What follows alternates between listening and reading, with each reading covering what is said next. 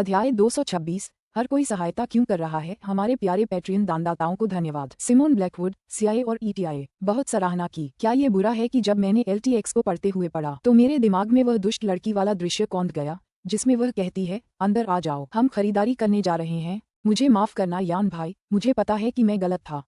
मैं आगे से ऐसा नहीं दोहराऊंगा। ये कहते हुए निंग जुएलो ने लगभग अपनी जीभ काट ली। लगता है इस बार हालात ने सु यान के अपराधबोध को जगा दिया है। अब वह निंग शी पर आसानी से शक नहीं करता। लेकिन क्या हुआ? चूंकि वह दूसरों की बातों पर यकीन नहीं करता तो उसे बस ऐसे मौके ढूंढने होंगे जब वह अपनी आंखों से देख सके, तभी वह मुझ पर यकीन करेगा। निंग शी की कमियां ढूंढना बहुत आसान है। उसके और जियांग मुये के बीच का रिश्ता पहले से ही अस्पष्ट है। एक बच्चे के आने के बाद चीजें वाकई दिलचस्प हो जाएंगी। हालांकि फिलहाल उसे अस्थायी रूप से सहनशील होने की जरूरत है और सु यान के सामने अपने अपराध की बात को कम करने की जरूरत है। शॉपिंग मॉल के बाहर निंग शी और लिटिल ट्रेजा घर जाने की तैयारी कर रहे थे। तभी उन्होंने अचानक देखा कि जो कार उनका इंतजार कर रही थी वह गायब हो गई है। अरे, हमारी कार! निंग शी बहुत उलझन में है। क्या ये चोरी हो गया है? लेकिन ये चोरी कैसे हो सकती है? ड्राइवर तो हैं ही। उनके पीछे चल रहे अंगरक्षक ने जवाब दिया, मिस, हमारी कार ले ली गई है क्योंकि बॉस का अभी फोन आया था। वह आपको लेने काम से आ रहे हैं। निंग शी ने जल्दी से कहा, इसमें क्या है, हमें इंतजार क्यों करना है, हम उसके बिना भी जा सकते हैं। अगर उसने ओवरटाइम करने या कहीं देर करने का फैसला कर लिया तो क्या होगा? निंग शी अपनी बात पूरी भी नहीं कर पाती तभी एक काली मेबैक गाड़ी उनके सामने आकर रुकी। पिछली सीट की खिड़की धीरे से नीचे हो गई जिससे एक भावशून्य चेहरा दिखाई दिया। टहलने जा रहे हैं। निंग शी ने कठोर स्वर में सिर हिलाया क्योंकि इन दिनों वह लू टिंग शियाओ से संपर्क से बचने के लिए शाम को जल्दी सो जाती है। इसलिए हालांकि वे एक ही छत के नीचे रहते हैं, उसने उसे पूरे 2 दिनों से नहीं देखा है। चलो घर चलते हैं हम। निंग शी ने दरवाजा खोला और लिटिल ट्रेजर को अंदर आने दिया। फिर वो आगे वाली पैसेंजर सीट पर बैठने के लिए चली गई। नतीजा ये हुआ कि एक गार्ड डर और घबराहट से कांपते हुए बोला, मिस, पैसेंजर सीट सुरक्षित नहीं है, इसलिए मैं वहां बैठ जाऊंगा। आप पीछे बैठिए, वहां बहुत जगह है। ओह! निंग शी ने एक बार फिर पिछली सीट खोली और कार में घुस गई। हालांकि छोटा सा खरगोश बीच में बैठा था और उन्हें अलग कर रहा था, फिर भी निंग शी जितना हो सके सीट के अंत तक पहुंच गई। लू टिंग जियाओ का रवैया हमेशा की तरह वैसा ही है। वह अपने लैपटॉप को घूर रहा है और कीबोर्ड पर तेजी से टैप कर रहा है। उसका चेहरा एकाग्र है। ये देखकर निंग शी को थोड़ी राहत मिली। नतीजा 10 मिनट बाद लू टिंग जियाओ ने जैसे काम निपटा लिया हो। उसने कंप्यूटर एक तरफ रख दिया, नींद में डूबी लिटिल ट्रेजर को अपनी गोद में बिठाया और फिर स्वाभाविक रूप से अपनी जगह बदलकर निंग शी की तरफ मुड़ गया। जैसे जैसे दूरी कम होती गई, जाना पहचाना माहौल अचानक टूट गया और ठंडक बढ़ती गई। निंग शी के बाल तेजी से ऊपर उठ गए और वह अनजाने में ही दरवाजे की ओर पीछे हट गई। उसका चेहरा लगभग खिड़की से चिपक गया। निंग शी, लू टिंग जियाओ की आवाज उसके कानों में पड़ी। हाँ, क्या? निंग शी ने सिर घुमाकर जवाब दिया। लू टिंग जियाओ उसे देखता रहा और धीरे से पूछा, क्या तुम मुझसे छुप रही हो? हाँ, मैं कैसे? तुम्हें क्या लगता है मैं क्यों छिपना चाहती हूँ? बात बस इतनी है कि बाहर बादलों के पीछे सूरज बहुत खूबसूरत लग रहा है। मैं तो नज़ारे का आनंद ले रही हूँ, मैं तो बस नज़ारे देख रही हूँ, निंग शी ने फुसफुसाते हुए कहा। परिणामस्वरूप इस समय किसी तरह सामने वाले ड्राइवर ने अचानक एक तेज मोड़ लिया जिससे निंग शी का शरीर उड़कर लू टिंग जियो के शरीर पर आ गिरा। लू टिंग जियाओ की भौहें उठ गईं और उसने सुरक्षात्मक रूप से अपना हाथ उसके कंधे के चारों ओर फैला दिया और उसे हिलाया नहीं। मुझे खेद है बॉस, बात बस इतनी सी थी कि एक कार अचानक हमारी लेन में आ गई, ड्राइवर चेंग फेंग ने बताया। लू टिंग शियाओ, ठीक है, तो गाड़ी सावधानी से चलाना, मैं तुम्हारी मजदूरी बढ़ा दूंगा। चेंग फेंग, हाँ। निंग कसी, घर की नौकरानी से लेकर बॉडीगार्ड और ड्राइवर तक हर कोई लू टिंग शियाओ के भ्रम में मदद क्यों कर रहा है। अध्याय 227। मुझे तुम्हारी बहुत याद आती है। उस रात घर लौटने के बाद निंग शी ने रात का खाना खाने से बचने के लिए वजन कम करने का बहाना बनाना जारी रखा। इन दिनों वह सचमुच इस बात के लिए आभारी है कि उसके छोटे बच्चे का वजन बढ़ रहा है, इसलिए यह एक उचित कारण है। काफी देर बाद किसी ने उसके दरवाजे पर दस्तक दी और कदमों की आहट से उसे पता चल गया कि यह लू टिंग जियो नहीं है। निंग शी नहाकर बाहर आई और अपने बाल पोंछते हुए दरवाजा खोला। नौकरानी उसके दरवाजे के बाहर खाने की थाली लिए सम्मानपूर्वक खड़ी थी। जब उसने निंग शी को नहाने के बाद देखा तो वह एक पल के लिए दंग रह गई। उसके सामने एक बेहद खूबसूरत लड़की खड़ी है। नहाने के बाद उसकी त्वचा गुलाबी हो गई है। वह बेहद आकर्षक लग रही है और एक औरत भी उसके दिल की धड़कन बढ़ाए बिना नहीं रह सकती। इसमें कोई आश्चर्य की बात नहीं थी कि युवा मालिक। नौकर जल्दी से संभला और सिर हिलाते हुए बोला, मिस निंग शी, युवा मालिक ने मुझे कुछ खाना भेजने को कहा है। हालांकि शरीर की छवि महत्वपूर्ण है, लेकिन आप भूखे नहीं रह सकते। ये लो कम कैलोरी वाला खाना है, थोड़ा थोड़ा खाने से कोई फर्क नहीं पड़ेगा। हाँ, शुक्रिया। प्यारी सी नौकरानी को देखकर निंग शी की घबराहट कम हो गई और उसने कहा, वान वान, तुम्हारा हेयर स्टाइल वाकई बहुत प्यारा है, ये तुम पर बहुत जचता है। बहुत बहुत शुक्रिया मिस शी। नौकर ने खुशी से उसके बालों को छुआ, फिर झिझकते हुए बोला, मिस शी, आप वाकई बहुत अच्छी इंसान हैं।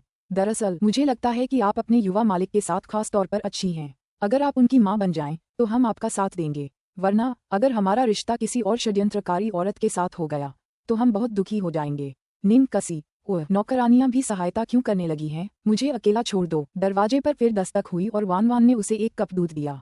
तीसरी बार दस्तक हुई। निंगक्षी बालकनी में बैठकर बाल सुखा रही थी। उसे लगा कि वान वान ही है, इसलिए उसने उसे अंदर बुला लिया। परिणामस्वरूप कदमों की आहट करीब आ रही है और निंगक्षी को आभास हो रहा है कि कुछ गड़बड़ है।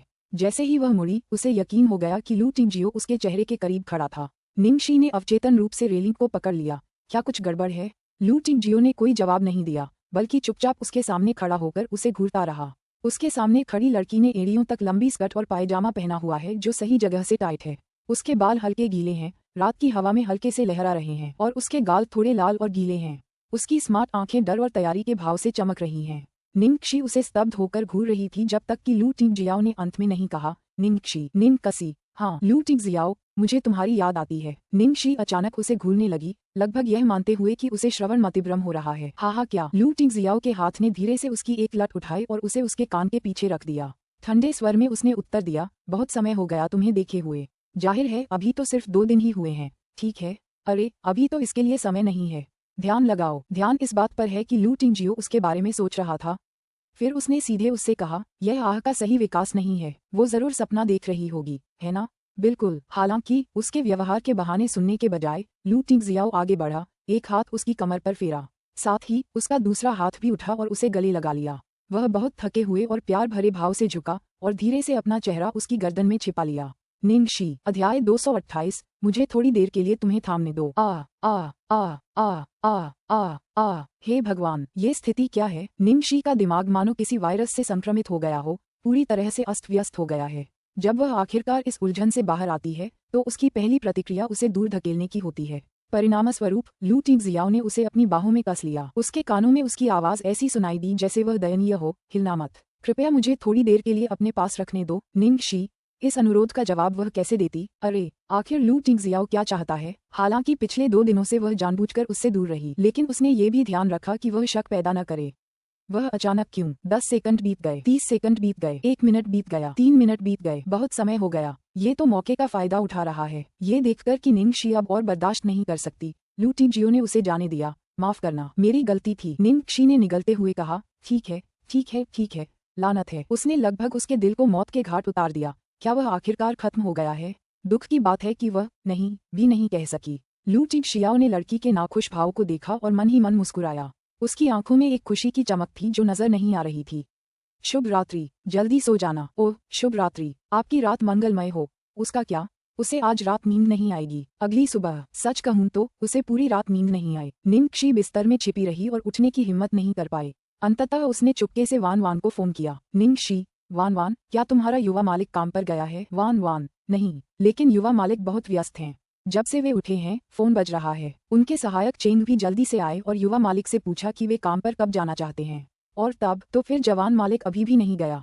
वो तो बस नीचे ही बैठा रहा, पता नहीं किसका इंतजार कर रहा है। निंगकसी। ऐसा लगता है कि मैं छिप नहीं पाऊंगा। निंगक्षी ने कई गहरी सांसें लीं, अपनी मानसिक स्थिति को ठीक किया और नीचे जाने से पहले शांति का एक अविनाशी मुखौटा पहन लिया। उसने देखा कि लू टिंगजियाओ सोफे के एक तरफ बैठे हैं, दूसरी तरफ सहायक चेंग लू टिंगजियाओ की तरफ ढेर सारी फाइलें पकड़े हुए है, लेकिन उसकी हिम्मत नहीं हुई कि वह लू टिंगजियाओ पर दबाव डाले। निंगक्षी आलस से सीढ़ियां उतरते हुए नीचे उतरी। जब उसने देखा कि लू टिंगजियो नीचे है तो उसने जानबूझकर हैरानी से पूछा, अरे लू टिंग, इतनी देर हो गई है, तुम काम पर क्यों नहीं जा रहे? लू टिंगजियाओ ने उसकी आवाज सुनी, अपनी आंखें उठाईं और धीरे से उसकी ओर देखा जैसे उसे सूत की गेंद में लपेट रहा हो। मैं तुम्हारा इंतजार कर रहा था। निंगक्षी का चेहरा ढीला पड़ गया। अचानक उसके पास लू टिंगजियाओ को जवाब देने का कोई रास्ता नहीं बचा। जैसे ही निंगक्षी अभी भी उलझन में थी, लू टिंगजियो उसकी ओर चलने लगा। निंगक्षी ने अचानक पीछे जाकर छिपना चाहा, लेकिन उस आदमी की आंखें एक अदृश्य शक्ति की तरह थीं, जिसने उसे अपनी जगह पर जकड़ रखा था, जिससे वह हिल भी नहीं सकती थी। एक क्षण बीता और लू टिंगजियाओ उसके सामने खड़ा है, उसकी बड़ी हथेली उसके बालों को छू रही है। लू टिंगजियाओ, अगर मैं अभी चला गया तो मैं तुम्हें पूरे दिन नहीं देख पाऊंगा। निंगक्षी खाली नजरों से देखती रही। मैं काम पर जा रहा हूँ। लू टिंगजियाओ ने आगे झुकते हुए उसके माथे पर एक चुंबन देते हुए कहा। निंगक्षी, वह पूरी तरह से दुर्घटनाग्रस्त हो गई। उनके पीछे सहायक चेंग फेंग एक कुत्ते की तरह स्तब्ध भाव से दिखता है, फिर शर्माते हुए उसने अपना चेहरा उससे दूर कर लिया। अध्याय 229। उसने सचमुच मेरे साथ खेला। लू टिंगजियाओ के चले जाने के काफी देर बाद भी निंगक्षी अभी भी स्तब्ध सी खड़ी थी। उसने अनजाने में अपनी उंगलियां अपने माथे पर उस जगह पर रगड़ी जहां अभी अभी चूमा था और फिर बुरी तरह शर्मा गई। यद्यपि यह उसके माथे पर एक चुंबन मात्र था और भले ही उसने उससे एक चुंबन चुराया था, ये पहली बार है जब दोनों पक्ष जागे हुए हैं और चुंबन के बारे में जानते हैं। इस समय निंगशी को अंततः समझ आ गया। लू टिंगजियो ने पहले ही अपनी रणनीति का पता लगा लिया था, इसलिए उसने अपनी रणनीति बदलने का फैसला किया। यदि वह पहले की तरह ही व्यवहार करता रहे तो ठीक रहेगा, लेकिन यदि वह अपनी भावनाओं को न छिपाने का निर्णय ले ले तो वह क्या कर सकती है? बकवास, बर्बाद। उसने सचमुच मेरे साथ खेला। यदि वे अंततः किसी रिश्ते में जाने का निर्णय लेते हैं तो इसका केवल एक ही परिणाम होगा, ब्रेकअप या इससे भी बदतर कुछ। निंगशी परेशान थी। तभी अचानक उसे अपनी पतलून खींचती हुई महसूस हुई। नीचे देखा तो लिटिल ट्रेजर उसे देख रहा था। छोटा खजाना। निंगशी ने देखा कि उसके छोटे हाथों में एक जल रंग का चित्र था। इतनी जल्दी? क्या तुमने इसे बना लिया? लिटिल ट्रेजर ने शर्म से सिर हिलाया और फिर उसकी ओर देखा। निंगशी की भविष्य की योजना थी कि वह कल की तरह लिटिल ट्रेजर को भी कहीं घुमाने ले जाए। उसने आज की यात्रा की योजना पहले ही बना ली थी, जिसमें लिटिल ट्रेजर के साथ मिलकर अपनी पतंग खुद बनाकर उड़ाना था। लिटिल ट्रेजर की पेंटिंग देखकर निंगशी थोड़ी हैरान हुई। तुमने ये बनाया है? उसके अलावा लिटिल ट्रेजर ने शायद ही कभी चित्र बनाए हों। वह हमेशा लैंडस्केप बनाता था, लेकिन अब तक उसमें कोई व्यक्ति नहीं दिखाई दिया था। इस तस्वीर में निंगशी ने पाया कि इस पेंटिंग में 3 व्यक्ति थे। यह आसमान की एक तस्वीर थी जिसमें बादल तैर रहे थे। बादलों पर 3 लोग बैठे हैं, एक पुरुष, एक महिला और बीच में एक छोटा लड़का। यह अभी भी एक अमूर्त पेंटिंग है, लेकिन एक पात्र के दृष्टिकोण से इसे देखने पर निंगशी पहचान सकती थी कि वे लोग वह लू टिंगजियो और लिटिल ट्रेजर थे। इससे पहले लिटिल ट्रेजर ने कभी लू टिंगजियाओ का चित्र नहीं बनाया था। यहाँ तक कि जब भी वह चित्र बनाती तो वह या तो अकेली होती या दोनों साथ में, कभी लू टिंगजियाओ के साथ नहीं। ये पहली बार था जब लिटिल ट्रेजर ने लू टिंगजियाओ और निंगशी को चित्रित किया था। उसे देखकर निंगशी थोड़ा चौंकी, लेकिन फिर जल्दी से अपनी सामान्य अवस्था में आ गई और छोटे बन का हाथ पकड़कर बोली, आओ चलें, आज हम पतंग उड़ा रहे हैं। दादाजी बटलर को बांस का ढांचा तैयार करने में हमारी मदद करनी चाहिए थी। छोटे बन ने सिर हिलाया, लेकिन उसके चेहरे पर थोड़ी निराशा थी। निंगशी पूरे दिन लिटिल ट्रेजर के साथ पतंग उड़ाती रही। रात को वह खुद रसोई में जाती थी। 2 दिन पहले उसने लिटिल ट्रेजर के बिना खाना खाया, फिर देर से वापस आई और अपने कमरे में छिप गई। अब उसकी यह चाल काम नहीं करती, इसलिए उसे आगे बढ़ने की कोई जरूरत नहीं है। उसने भोजन तैयार किया और लू जिंगली एक कुत्ते की तरह उसकी नाक के पीछे पीछे आया और लगभग अपनी पूंछ हिला रहा था। वाह ओह वाह, टिल्डा मेरी पसंदीदा भाभी। खांसी खांसी मेरा मतलब है छोटी झींकसी। मैं तब तक इंतजार कर रहा था जब तक आपने फिर से खाना पकाने का फैसला नहीं किया। निंगशी ने अविश्वास से लू जिंगली को देखा। इस आदमी ने अभी अभी उसे भाभी कहा है ना? अपने भाई को खाने के लिए बुलाओ। ओह हाँ। लू जिंगली जल्दी से बाहर भागा, उसका दिल शक से भरा हुआ था। क्या उसने गलती से निंगशी को भाभी कह दिया था और उसने कोई प्रतिक्रिया नहीं दी? क्या उसने सुना नहीं? खाने की मेज पर लू जिंगली ने अपनी गहरी अंतर्ज्ञान से महसूस किया कि कुछ गड़बड़ है, कुछ तो गड़बड़ है। हम लू जिंगली अपने चॉपस्टिक काटते हुए अपने भाई के कान के पास झुककर फुसफुसाया, भाई तुमने छोटी शीशी के साथ क्या किया? देखो तो वो कैसी लग रही है, बस तुम्हें देखने से डर रही है। अध्याय 230, कुत्ते का रूप। मैंने कुछ नहीं किया, लू टिंगजियो ने उत्तर दिया। उसका चेहरा भावहीन था, जैसे कि कुछ भी अजीब नहीं है। तो क्या मेरी छठी इंद्री में समस्या है? लू जिंगली ने अपना सिर खुजलाते हुए कहा, यह असंभव है। अंततः भोजन समाप्त हो गया। निंगशी को लगा कि यह खाना सामान्य से ज्यादा थका देने वाला था। उसे हमेशा दुश्मन के हमले के प्रति सतर्क रहना पड़ता था। रात के खाने के बाद निंगशी तुरंत खड़ी हुई और प्लेटें पकड़ लीं। मैं बर्तन धोना चाहती हूँ। लू जिंगली ने मीठे और खट्टे सुअर के मांस का आखिरी टुकड़ा पकड़ा और उसे अपने मुंह में ठूंस लिया और खड़े होकर घोषणा की, मैं ये करूंगा। नहीं नहीं, मैं इसे धो दूंगी, मुझे इसे धोना ही है। निंगशी ने झट से काम हथिया लिया, ऐसा काम जो उसे पहले पसंद नहीं था। लू जिंगली ने लू टिंगजियाओ के चेहरे की ओर देखा और जल्दी से कहा, तुमने खाना बनाने में इतनी मेहनत की है, मैं तुम्हें बर्तन भी कैसे धोने दे सकती हूँ? मैंने तो ज्यादातर खाना खा लिया है, मैं ही इसे धोऊंगी। लू जिंगली की नजरें अनुमोदन के लिए लू टिंगजियो की ओर उठीं। परिणामस्वरूप लू टिंगजियो ने उसकी ओर देखा और कहा, निंगकसी को करने दो। आह क्या? लू जिंगली ने चौंकते हुए कहा, क्या सूर्य पश्चिम से उदय हुआ है? क्या वह वास्तव में अपनी पत्नी निंगशी को बर्तन धोने दे रहा है? यह अवैज्ञानिक है। लू जिंगली इस बात पर हैरान था कि लू टिंगजियो ने उसकी ओर देखा और धीरे से कहा, आखिरकार आप एक मेहमान हैं। लू जिंगली दंग रह गया। उसने खुद की ओर इशारा किया और कहा, क्या मैं मेहमान हूँ? इसका मतलब तो यही है कि निंगशी तो परिवार का ही हिस्सा है ना? वो मेहमान कब बना? बगल में निंग के गाल लाल हो गए। उसके चेहरे पर शर्मिंदगी का भाव था क्योंकि उसने लिटिल ट्रेजर के माथे को चूमा, फिर धड़ाम से सीढ़ियों से ऊपर भाग गई। लिटिल ट्रेजर अपनी अचानक भागती हुई आंटी को देखकर उलझन में पड़ गया। हालांकि उसे नहीं पता कि उसके साथ क्या हुआ था, लेकिन उसे पता था कि उसके पापा उसे तंग कर रहे थे, इसलिए वह लू टिंगशियाओ को नाखुश होकर घूरता रहा। तभी देंग देंग देंग अपने छोटे छोटे पैरों से सीढ़ियों पर चढ़ गया और उसके साथ चलने की कोशिश करने लगा। लू जिंगली इतना अचंभित था कि वह एक कुत्ते की तरह लग रहा था जिसके चेहरे पर भोजन छिड़क दिया गया हो और वह उसे संभाल नहीं पा रहा था। निंगक्षी की भावनाओं को देखते हुए वह लू टिंगशियाओ की ओर भावशून्य भाव से मुड़ा और बोला, भाई तुम्हारा क्या मतलब है कि तुमने कुछ नहीं किया? छोटी शियाओ जो इतनी मजबूत है अपना मुंह फेर कर भाग गई है। मुझे पता था कि मेरी छठी इंद्री गलत नहीं हो सकती। मैंने तुमसे कहा था कि अंत में तुम्हारी हरकतें तुम्हें मुसीबत में डाल देंगी। तुम रोज इतनी सावधानी बरतती थी ताकि तुम्हारा राज बाहर न आए और अचानक तुम इतनी दुस्साहसी हो गई। नतीजा जो भी हो तुम्हें मुझे बताना होगा ताकि मैं जान सकूं कि आगे क्या करना है। लू जिंगली बहुत देर तक बंदर की तरह चिढ़ाती रही। आखिरकार लू टिंगजियाओ ने उससे 3 शब्द कहे, बर्तन धो। ये कहकर वह मुड़ा और चला गया। लू जिंगली उसकी इतनी बुरी तरह से उपेक्षा की गई कि वह खून की उल्टी कर सकता था और अंत में उसे बर्तन धोने के लिए कहा गया था। उसके भाई ने प्यार जताने के लिए उसका इस्तेमाल किया और फिर उसे फेंक दिया। क्या यह अमानवीय नहीं है? भाईचारे के प्यार का क्या हुआ? निंगक्षी एक शांत रात बिता रही थी और अपनी आंखें पूरी खोलकर बिस्तर पर लेटी हुई थी। कुछ घंटे हो गए हैं लेकिन उसका दिल अभी भी असामान्य रूप से तेजी से धड़क रहा है। क्या बकवास है। वह सचमुच एक आदमी की बातों की वजह से न जाने कितने भावनात्मक तूफान और घबराहट का अनुभव कर रही थी। वह लगभग एक डरी हुई हिरणी या बिना किसी प्रेम अनुभव वाली किशोरी जैसी थी। वह लगभग कल्पना कर सकती है कि भविष्य कैसा होगा। नहीं नहीं नहीं, वह चुपचाप बैठकर इसे जारी रहने नहीं दे सकती। इस समय निराशा की घंटियां सुनाई देती हैं। घड़ी में 12 बज गए हैं। निंगक्षी जल्दी से उठी और जल्दी से अपने दराज में टटोलने लगी। अध्याय 231, बड़े शैतान के अंधविश्वास को तोड़ना। कुछ देर देखने के बाद निंगक्षी ने चांदी का चमकीला अंगिया, टाइट चमड़े की पैंट और 5 इंच की ऊंची एड़ी के जूते पहन लिए।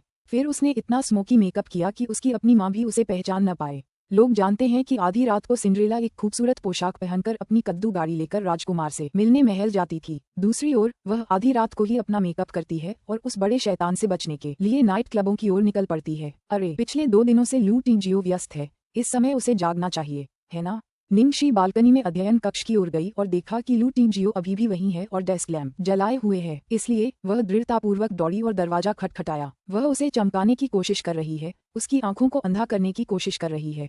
धमाका धमाका धमाका। दरवाजे पर 3 बार दस्तक हुई। कदमों की आहट से थोड़ी देर रुका, फिर दरवाजा खुल गया। लू टिंगजियाओ बाहर लोगों को देखने की उम्मीद कर रहा है। थोड़ा चौंका हुआ दिखता है।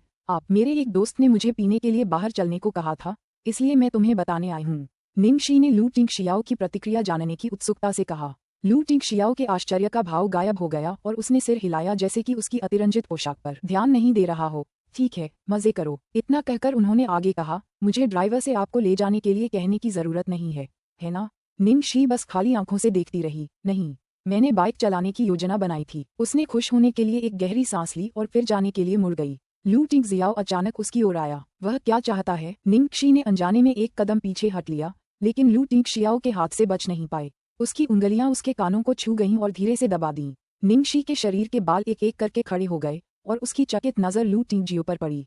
लू टिंगजियाओ का मुंह टेढ़ा हो गया है और वह उस जगह की ओर इशारा करता है जहां उसने छुआ था। यहाँ तुम्हारे पास एक छोटा सा काला तिल है। तो उसके तिल का किसी चीज से क्या संबंध है? निंगक्षी का दिमाग पहले से ही अस्त व्यस्त है। वह उसके वर्तमान तर्क को समझने में असमर्थ है।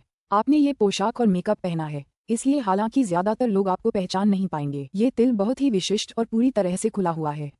बेहतर होगा कि आप इसे ढक लें, लू टिंगजियाओ ने कहा। निंगक्षी 2 कदम दूर खड़ी होकर बोली, ये तो बस एक छछूंदर है, कोई इस पर ध्यान नहीं देगा, सावधान रहना। अच्छा, तुम नासमझी नहीं कर रही हो। मैं जाकर इसे छुपाने के लिए कुछ बड़े बड़े झुमके पहन लूंगी। अच्छा। संक्षिप्त टकराव के बाद निंगक्षी अंततः दरवाजे से दूर चली गई। अभी तो ये दौर शुरू ही हुआ है, तो फिर वह इतनी बुरी तरह कैसे हार गई? नहीं नहीं नहीं, उसे बड़े शैतान का अंधविश्वास तोड़ना होगा। निंगक्षी एक बार में अकेले बैठकर शराब की एक बोतल का ऑर्डर देकर और अपनी इच्छानुसार उसे परोसकर दुर्लभ आनंद का आनंद ले रही थी। वह अपना गिलास पकड़े हुए उदासीन भाव से डांस फ्लो को देख रही थी, जो विकृत भाव से नाच रहे लोगों से भरा हुआ था। विदेश में बिताए सालों के नाइट क्लब और बार अब उसके लिए नए और ताज़ा नहीं रहे। वो जो जोशीले प्रदर्शन देखती है वो अब उसे मजेदार नहीं लगते। पेट में शराब की एक बोतल होने के कारण निंगक्षी ने दूसरी बोतल भी मंगवाई। शराब ने उसे आराम नहीं करने दिया, बल्कि उसे और भी परेशान कर दिया। इसी समय एक आदमी हाथ में शराब का गिलास लिए उसके पास आया और बोला, मिस, किसी आदमी की जरूरत है?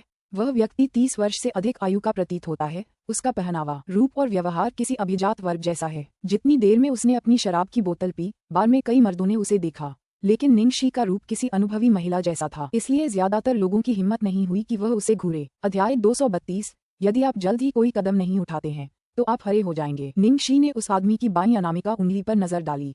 हालांकि उसने अपनी शादी की अंगूठी नहीं पहनी थी, फिर भी उसकी त्वचा का रंग हल्का सा साफ दिखाई दे रहा था। जाहिर था कि उसने रात में लड़कियों को उठाने के लिए उसे उतार दिया था। ओह हाँ, निंगशी ने आलस से पीछे झुकते हुए उत्तर दिया। आदमी के चेहरे पर एक चमक सी आ गई। क्या मैं बैठ सकता हूँ? जरूर। निंगशी ने उस पर धीरे से मुस्कुराया और वह स्पष्ट संकेत समझ गया। आदमी की खुशी छुपाए नहीं छिप रही थी और उसने अपनी मानक पिकअप लाइनें शुरू कर दी। क्या आपका मूड खराब है? निंगशी ने आह भरते हुए कहा। हाँ, मैं प्यार से बाहर हो गई। तुम इतनी खूबसूरत हो, तुम्हें प्रेम संबंधों में परेशानी कैसे हो सकती है?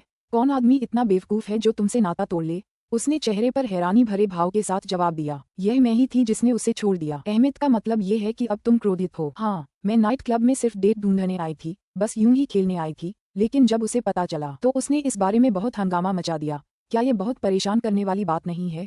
ओह, वह आदमी अवाक रह गया। उन्हें ये पंक्तियां इतनी परिचित क्यों लगती हैं? ऐसा लगता है जैसे उसने अभी अभी अपने दोस्तों से शिकायत की थी कि उसकी पत्नी दिन भर हंगामा करती रहती है। हालांकि वह अपनी आंखों के सामने महिला के व्यवहार से मंत्रमुग्ध था, इसलिए उसे एहसास नहीं हुआ कि उसके साथ धोखा हुआ है। 3 बार शराब पीने के बाद वे दोनों एक साथ बार से बाहर निकले। हम कहाँ जाएं? जुनलाई या मिंगजू? आदमी ने अधीरता से पूछा। हम होटल क्यों चलें? यही है बा। निंगशी ने उस आदमी को एक गली में खींच लिया। आदमी उत्तेजित होकर हौंफने लगा, फिर उसे दीवार पर दबाते हुए बोला, हाँ, तुम सही कह रही हो, यहाँ ऐसा करना अधिक उत्तेजक है। जब वे बात कर रहे थे तो उन्होंने यह नहीं देखा कि 5 कदम की दूरी पर बिना नंबर प्लेट वाली एक काली कार चुपचाप खड़ी थी। कार के अंदर लू टिंगजियो चाहे कितना भी शांत क्यों न हो, वर्तमान में उस पर बर्फ की एक मोटी परत जम गई है और उसके बगल में लू जिंगली पहले से ही पछता रहा है जब तक कि उसकी आंतें हरी नहीं हो गईं, क्योंकि उसे पक्का अंदेशा था कि आज रात कुछ बड़ा होने वाला है।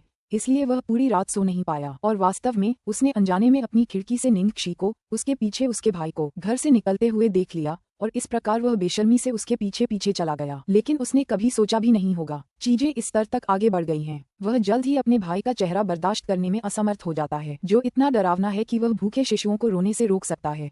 उस आदमी के सुअर जैसे हाथों को निंगशी की कमर को छूते देख, भले ही लू टिंगजियाओ धरती पर अवतरित एक अमर प्राणी हो, उसकी सहनशक्ति पहले ही टूट चुकी होगी। लू जिंगली समझ सकती थी कि लू टिंगजियाओ का धैर्य खत्म होता जा रहा था, बालों के एक लट जितना। भाई, क्या तुम कोई कदम नहीं उठाओगे? लू टिंगजियाओ की आवाज लोहे की तरह ठंडी थी। चलो इंतजार करते हैं। लू जिंगली इतना चिंतित था कि वह स्थिर नहीं रह सका। इन्हें देखो। किसका इंतजार कर रहे हो? अगर तुमने जल्द ही कोई कदम नहीं उठाया तो तुम हरे हो जाओगे। भले ही लिटिल जीक्सी ने इन 2 सालों में बहुत संयम बरता हो, लेकिन उसका रिकॉर्ड खराब है। अच्छे के लिए बदलना मुश्किल है, लेकिन फिर से बुरा बनना ये बहुत आसान है। लू टिंगजियो, चुप रहो। जब लू जिंगली ने अपनी आंखें बंद कर लीं, क्योंकि अब उसकी ओर देखने की हिम्मत नहीं थी, तो एक तीखी चीख सुनाई दी। यह आवाज ठीक नहीं है। लू जिंगली ने तुरंत अपनी आंखें खोलीं, फिर देखा कि वह आदमी अपने खून को पकड़े हुए है। उसकी चीखें कटते समय सुअरों से भी अधिक दयनीय थीं।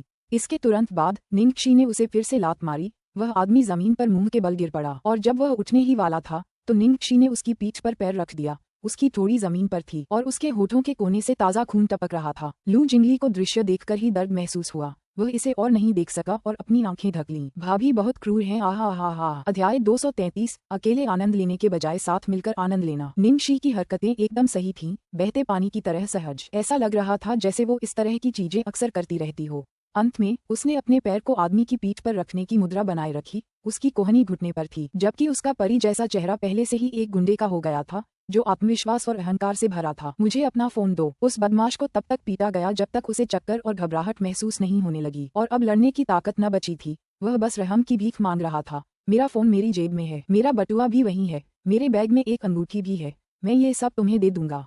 प्लीज मुझे छोड़ दो, हीरोइन। उसने कभी सोचा भी नहीं था कि लड़कियों को उठाने का नतीजा डकैती होगा, और ये डाकू तो वाकई कमाल की है। और उसके युद्ध कौशल और खौफनाक मारक क्षमता को देखकर एक नज़र में ही पता चल जाता है कि वो एक पेशेवर है। निंगशी को इस बात की परवाह नहीं थी कि इस बदमाश ने गलत समझा है। उसने उसका फोन निकाला, फिर उसे थमा दिया। मुझे अपना हाथ दो, बड़े चाचा को इसे अनलॉक करने में मदद करो। अनलॉक खोलो। तुम क्या करना चाहते हो? बदमाश ने सावधानी से पूछा। निंगशी ने उसकी जरा सी भी असहमति सुनते ही उसे थप्पड़ मार दिया। अपनी बकवास बंद करो और बस इसे अनलॉक करो। क्या तुम मानते हो कि मैं नीचे वाले उस 3 इंच के खिलौने को निष्क्रिय कर दूंगी? मैं इसे अनलॉक कर दूंगा, मैं इसे तुरंत अनलॉक कर दूंगा। वह बदमाश इतना डर गया कि उसका चेहरा सफेद पड़ गया और उसने जल्दी से फोन अनलॉक करने में उसकी मदद की। निंगशी ने अपने संपर्कों में से अपनी पत्नी का नंबर ढूंढा, फिर वीडियो कॉल किया। जल्द ही फोन कनेक्ट हो गया। फोन के अंदर एक औरत का चेहरा दिखाई दिया, जिससे पता चलता था कि औरत की परवरिश अच्छी हुई है, लेकिन शायद लंबे समय तक घर के काम और सेहत का ध्यान न रखने की वजह से वो क्षीण और पीली दिख रही थी। ये एक ऐसी पत्नी की छवि है जिससे उसका बदतमीज पति नफरत करता है। तुम कौन हो? निंगक्षी का चमकता हुआ चेहरा देखकर उस औरत के चेहरे का रंग बदल गया। फिर थकी हुई सी बोली, मुझे परवाह नहीं कि तुम कौन हो, वो जिसके साथ चाहे रह सकता है। मैं तो उसे तलाक देने की तैयारी कर रही हूँ और मुझे एक पैसा भी नहीं चाहिए, इसलिए आगे से उसका मुझसे कोई लेना देना नहीं। अब मुझे मत ढूंढना। निंगक्षी के चेहरे पर अफसोस था कि वह अपनी उम्मीदों पर खरी नहीं उतरी और उसने सिर हिलाते हुए कहा, छी, तुम उसे इतनी आसानी से कैसे छोड़ सकती हो? ये बहन, तुम सच में बहुत दयालु हो। महिला को उम्मीद नहीं थी कि निंगक्षी नियमों के अनुसार नहीं खेलेगी और वह हैरान रह गई। उसका चेहरा सतर्क हो गया। तुम्हारा क्या मतलब है? निंगक्षी ने अपने होंठ मोड़े और फोन का कैमरा उस बदमाश की तरफ घुमाया जिसे उसने तब तक पीटा था जब तक उसका चेहरा सूझ नहीं गया। देखा, फोन के अंदर आदमी को स्पष्ट रूप से देखने के बाद महिला पूरी तरह से दंग रह गई। तुम दोनों ये है? निंगक्षी हंसी, कैसा है? अच्छा लग रहा है। काफी देर बाद महिला अचानक शांत हुई। हालांकि उसे समझ नहीं आया कि क्या हो रहा है, लेकिन पिट रहे आदमी को देखकर उसने अवचेतन रूप से जवाब दिया, एन। बोलने के बाद उसके चेहरे पर कड़वाहट के भाव थे। एक समय था जब उसके शरीर पर कोई छोटा सा घाव होता था तो वह बहुत चिंतित और तनावग्रस्त हो जाती थी, लेकिन आज उसकी दयनीय स्थिति देखकर उसे केवल खुशी ही खुशी महसूस हो रही थी। ओह, ये तो अच्छी बात है। मैंने ये फोन किसी और वजह से नहीं किया था। मैंने सोचा कि अकेले इसका आनंद लेने के बजाय मुझे भी यह खुशी बांटनी चाहिए, इसलिए मैंने आपको देखने के लिए बुलाया ताकि हर कोई इसका आनंद ले सके। निंगक्षी ने सुस्त और सहज स्वर में कहा। महिला अभी भी स्तब्ध थी, क्योंकि वह नहीं जानती थी कि इस अजीब स्थिति पर कैसे प्रतिक्रिया दे। निंगक्षी के पैर के नीचे वाले बदमाश की बात करें तो उसका सुअर जैसा चेहरा इस समय बहुत विकृत हो गया है। उसने कभी सोचा भी नहीं होगा कि इस औरत ने उसे न सिर्फ शारीरिक रूप से बल्कि मानसिक रूप से भी अपमानित किया है, और उसकी पत्नी, जो हमेशा उससे प्यार करती थी, को उसका यह नीरस और शर्मिंदा रूप देखने दिया है। अध्याय 234, प्रेम और न्याय का रक्षक। यह महिला न तो धन चाहती है और न ही धन, तो फिर वह उसे कष्ट क्यों दे रही है? उसकी किस्मत कितनी खराब है। ऐसे अजीब आदमी से सामना हुआ। हालांकि उसे यह नहीं पता था कि इससे भी बुरा कुछ होने वाला है। निंगक्षी को अचानक कुछ याद आया। उसने अपने माथे पर थप्पड़ मारा, फिर उस महिला को याद दिलाया, ठीक है, जब मैं वापस आऊंगी तो मैं तुम्हें उसके कुत्ते के दोस्तों के साथ हुई बातचीत की रिकॉर्डिंग भेज दूंगी ताकि यह साबित हो सके कि उसका किसी के साथ अफेयर था। तलाक के बाद उसे एक पैसा भी क्यों नहीं देना चाहिए? क्या तुम्हारा दिमाग टूट गया है? जो लेना है ले लो, एक पैसा भी कम नहीं। सुन रही हो ना? हाँ मैडम। महिला निंगक्षी की आभा देखकर अचंभित रह गई और अवचेतन रूप से उसने उत्तर दिया। निंगक्षी ने संतुष्टि से सिर हिलाया, फिर गंभीरता से बोली, एन, ऐसा ही होना चाहिए। एक बार तुम्हारे पास पैसा हो जाए तो तुम्हें जैसा भी आदमी चाहिए मिल जाएगा। भले ही कोई सच्चा आदमी न मिले, कम से कम तुम कुछ आज्ञाकारी और सुंदर खिलौना लड़के तो पाल सकोगी, और अगर वे तुम्हारी बात नहीं मानते तो तुम उन्हें कभी भी बदल सकती हो। ये कितना अच्छा है। महिलाएं। बदमाश लू जिंगली, जो ज्यादा दूर नहीं थी, उसे वास्तव में लगा कि भाभी की बात बहुत सही है। लू टीजियो। फोन पर महिला शंकाओं से भरी हुई थी, इसलिए उसने खुद को रोक न पाया और पूछा, शुक्रिया, लेकिन आप कौन हैं? आप मेरी मदद क्यों कर रहे हैं? क्या मैं आपको जानती हूँ? निंगक्षी ने कैमरे की तरफ देखा और मुस्कुराई, आपका स्वागत है। आप मुझे बस लेई फैंग कह सकते हैं। फोन रखने के बाद उसने उस बदमाश को लात मार दी और शान से चली गई। लू जिंगली का जबड़ा खुला रह गया। भाई, कुछ बातें ऐसी होती हैं जो नहीं कहनी चाहिए, लेकिन मैं कुछ नहीं कर सकती। भाभी वाकई बहुत खूबसूरत हैं। आहा, मैं तो उनसे लगभग प्यार करने लगी हूँ। लू टिंगजियाओ में उत्साहित लू जिंगली पर ध्यान देने की ऊर्जा थी। उसने थके हुए भाव से अपनी भौहों के बीच की जगह भींची। उसके चेहरे पर ऐसे भाव थे जैसे कोई व्यक्ति अभी अभी किसी आपदा से बचकर आया हो। लू जिंगली ने प्रशंसा से भरे चेहरे के साथ अपने जैविक भाई को देखा। भाई अभी भी सबसे बुद्धिमान है। अगर आप पीछे नहीं हटते तो हम ऐसा अद्भुत दृश्य नहीं देख पाते। बोलने के बाद लू जिंगली के चेहरे पर विचारों का भाव था और वह उत्साहित होकर बोली। यही बात करते हुए मुझे अचानक एक बात याद आ गई। निंगक्षी ने उस समय जितने भी लोगों को डेट किया था, हालांकि मेरे पास सिर्फ कुछ लोगों की ही लिस्ट है, लेकिन वे सभी लोग घटिया किस्म के हैं, और आखिरकार निंगक्षी ने उन सभी को छोड़ दिया जिनमें जियांग मुये भी शामिल है। अगर आप इसे इस बात से जोड़ते हैं कि जियांग मुये हमेशा उस समय की बात करने से बचता है जब वह निंगक्षी को डेट कर रहा था। बताओ, जब निंगक्षी उन सब बदमाशों के साथ डेट पर गई थी, तब क्या आज जैसी ही स्थिति थी? फिर उन्हें सजा दो, स्वर्ग के नियमों का पालन करो, प्रेम और न्याय की रक्षा करो। लू जिंगली के स्वर में एक बड़ी खोज होने की बात सुनकर लू टिंगजियो के चेहरे पर जरा सा भी उतार चढ़ाव नहीं आया। उसने कभी यह विश्वास नहीं किया कि वह उस तरह की व्यक्ति थी। यदि यह वास्तविक भी हो तो भी इससे कोई फर्क नहीं पड़ता। बदमाश की देखभाल करने के बाद निंगक्षी अपनी बाइक चलाते हुए गुनगुना रही थी, तरोताजा महसूस कर रही थी और उसका मन बहुत अच्छा था। वास्तव में तनाव कम करने के लिए बदमाशों को गाली देना सबसे प्रभावी तरीका है। निंगक्षी ने अपने फोन पर समय देखा। अभी सुबह के केवल 4 बजे थे। अभी भी बहुत जल्दी थी। उसे घर जाने के लिए कम से कम 6 बजे तक इंतजार करना होगा। क्योंकि यही वह समय है जब वह लिविंग रूम में लू टिंगजियाओ से मिल सकती है, और इसलिए एक पल सोचने के बाद निंगशी मोड़ से मुड़ी और शहर के पश्चिम की ओर चल पड़ी। आधे घंटे बाद वह नदी के किनारे पहुंच गई। अपनी बाइक पार्क करने के बाद वह नरम घास की ओर चली गई और बैठ गई। इस बीच वह हवा में आराम कर सकती थी और शांत हो सकती थी। इसके अलावा इस जगह का एक और फायदा है, वह ये कि यहाँ मच्छर बहुत हैं। लेटने के बाद वह मन ही मन बुदबुदाई, मच्छरों, अरे मच्छरों, तुम्हारे खाने का समय हो गया है, जल्दी से आओ और मुझे काट लो। अध्याय 235। ये स्पष्टतः हिक्की हैं। चूंकि वह स्थान बहुत खाली था, इसलिए कार का दिखाई न देना असंभव था, इसलिए वे उसे दूर किसी स्थान पर ही पार्क कर सके। खुशकिस्मती से लू जिंगली हमेशा अपने साथ एक माइक्रो कैमरा लेकर आता था जो मक्खी जितना छोटा था, और साथ ही यह एक इंफ्रारेड कैमरा है, यानी इसे अंधेरे में भी इस्तेमाल किया जा सकता है। यह अभी निंगशी के सिर के ऊपर आसमान में उड़ते हुए भिनभिनाती आवाजें निकाल रहा है। हा हा हा हा भाई, मैंने तुमसे कहा था कि अगर तुम मुझे साथ लाओगे तो मैं काम आऊंगा। लू जिंगली को खुद पर इतना गर्व था कि आप उसकी पूंछ हिलती हुई देख सकते हैं।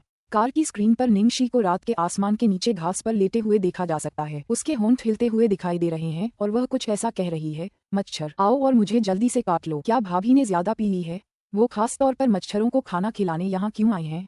लू जिंगली अवाक रह गई। लू टिंगजियाओ ने कुछ नहीं कहा। ऐसा लग रहा था कि स्थिति बिल्कुल भी अजीब नहीं थी और उसका ध्यान पूरी तरह से स्क्रीन के अंदर की लड़की पर केंद्रित था। निंगशी के आराम करने के बाद शराब का असर शुरू हो गया और आंखें बंद करते ही वह गहरी नींद में चली गई। उसे पैरों की सरसराहट सुनाई दे रही थी और मच्छरों की भिनभिनाहट की आवाज धीरे धीरे गायब हो गई। रात की हवा से ठंडा उसका शरीर किसी गर्म चीज से ढका हुआ था। जैसे ही उसने परिचित माहौल महसूस किया, संयम का वह अंतिम निशान भी पूरी तरह से गायब हो गया जिसे बनाए रखने के लिए वह संघर्ष कर रही थी। वह हमेशा अकेली रहती थी और इसलिए उसने कभी भी पूरी तरह से नशे में होने की हिम्मत नहीं की। उसने इस बात पर ध्यान नहीं दिया कि कब, लेकिन वास्तव में एक व्यक्ति था जो नशे में होने पर भी उसे आश्वस्त महसूस कराता था। लू टिंगजियाओ ने मच्छरों को भगाने में उसकी मदद की, अपना कोट उतारकर उसके शरीर को ढक दिया, फिर घास से उसे बचाने के लिए अपने हाथ को तकिए की तरह उसके सिर को सहारा दिया। लड़की ने उसके कपड़े पकड़े और गहरी नींद में सो गई। हालांकि उसके चेहरे पर मेकअप बहुत गहरा था, फिर भी सोते हुए चेहरे की मासूमियत उसे एक भोली भाली बच्ची जैसा बना रही थी, जिस पर लोग तरस खाए बिना नहीं रह सकते थे। जब निंगशी उठी तो आसमान संगमरमर जैसा सफेद था। समय देखा तो 5:30 बज चुके थे। उसने तो बस थोड़ी देर के लिए अपनी आंखें बंद कर लीं, लेकिन अप्रत्याशित रूप से इतनी देर तक सो गई। निंगशी ने अपने नितंब थपथपाए और उठ खड़ी हुई, फिर अपने शरीर को देखा और आश्चर्यजनक रूप से पाया कि मच्छरों के काटने के निशान ज्यादा नहीं थे, लेकिन वे इस्तेमाल करने लायक ही थे। उसने सोचा कि इतनी देर सोने से उसका शरीर मच्छरों के काटने से भर जाएगा। अगर ऐसा हुआ तो ये बहुत ज्यादा हो जाएगा और असर उतना ज्यादा नहीं होगा जितना होना चाहिए। एक और बात भी थी जो उसे बहुत अजीब लग रही थी। पतझड़ का मौसम शुरू हो चुका था और जगह नदी के किनारे थी, लेकिन जब वह उठी तो उसके शरीर में हल्की गर्मी महसूस हुई। ठंड का नामो निशान तक नहीं था। शायद इसका कारण ये था कि उसने बहुत अधिक शराब पी ली थी।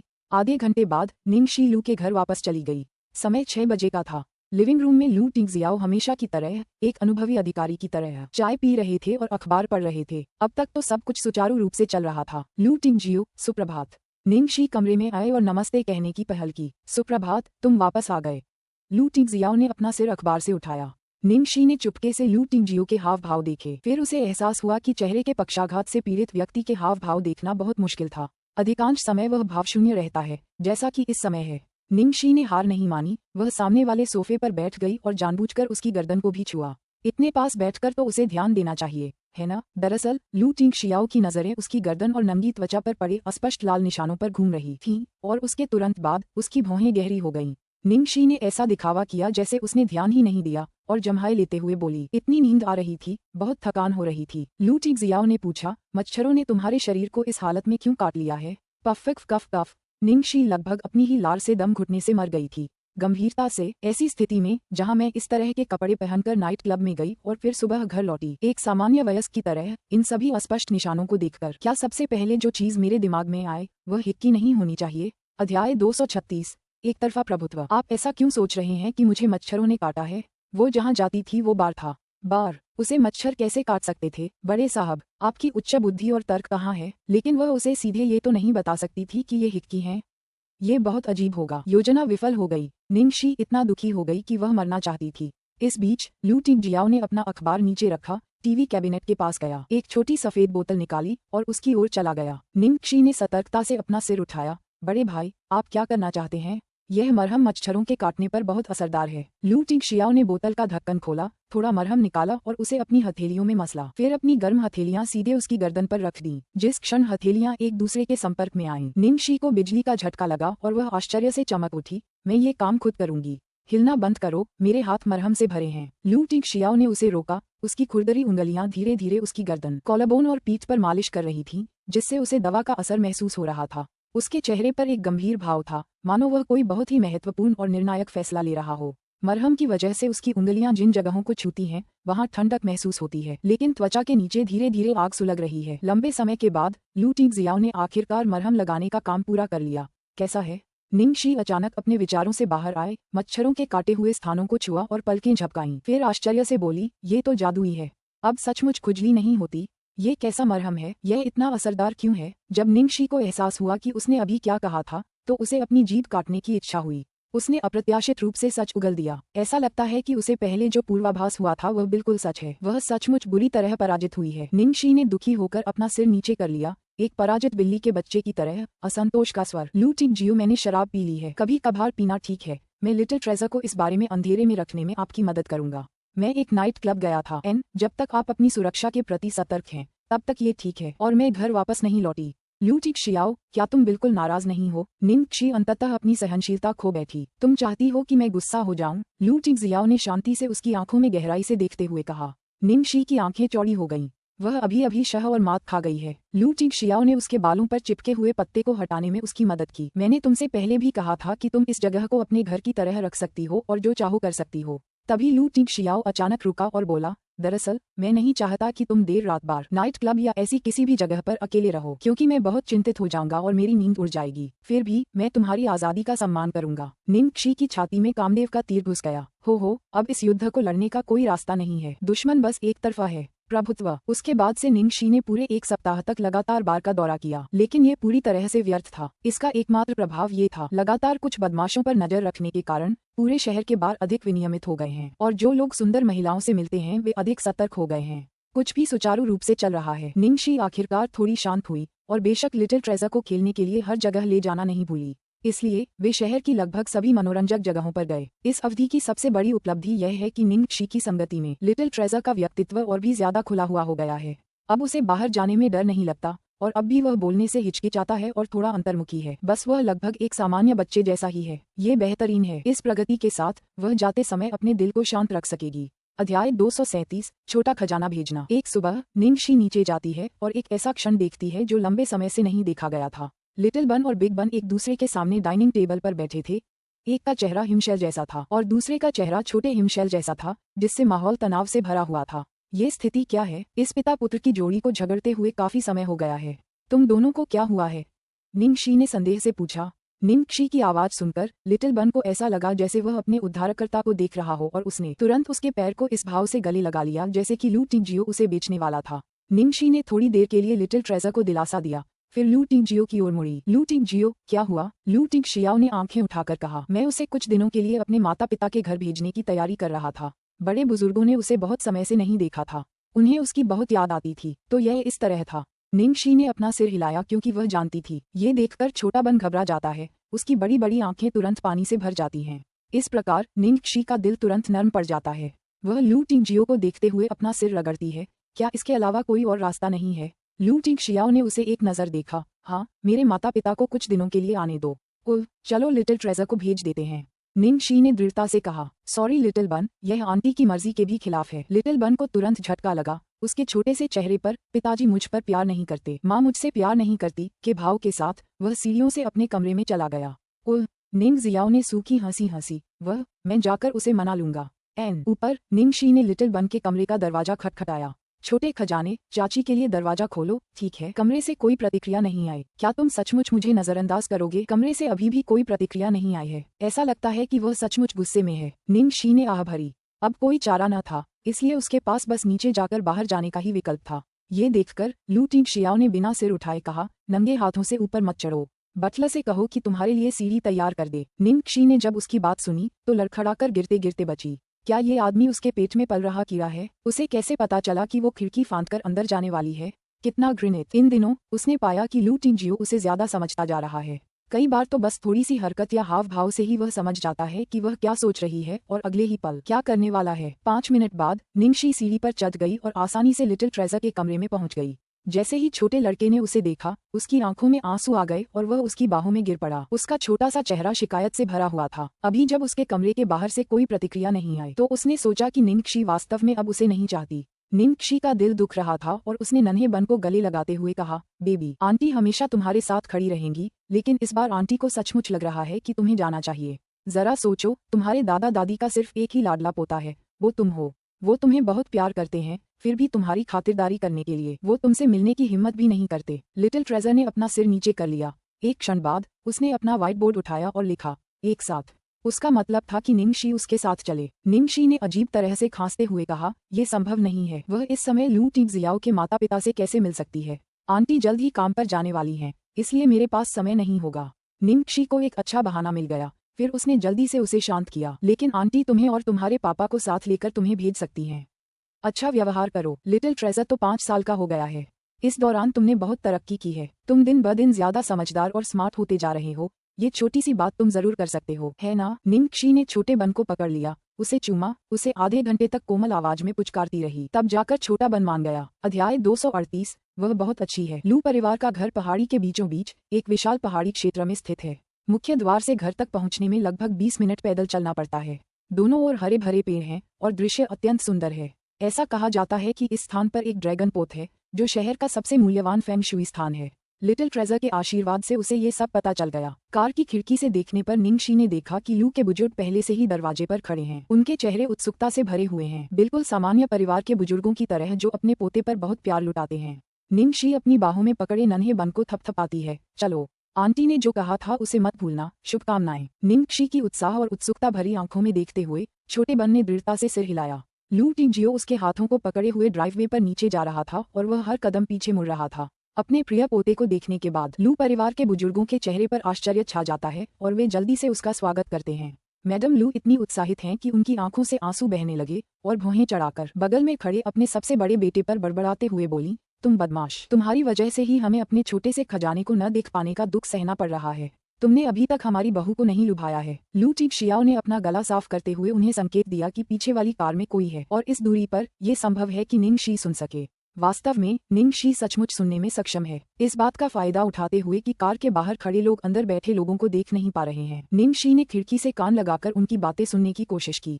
तभी उसने मैडम लू की बात सुनी। मैडम लू तुरंत उत्साहित हो गईं। अरे, मेरी बहू आ गई है, उसे कार से बाहर निकालो ताकि हम देख सकें। माँ, लू टिंगजियाओ ने असहाय होकर कहा, वह शर्मीली है, उसे डराओ मत।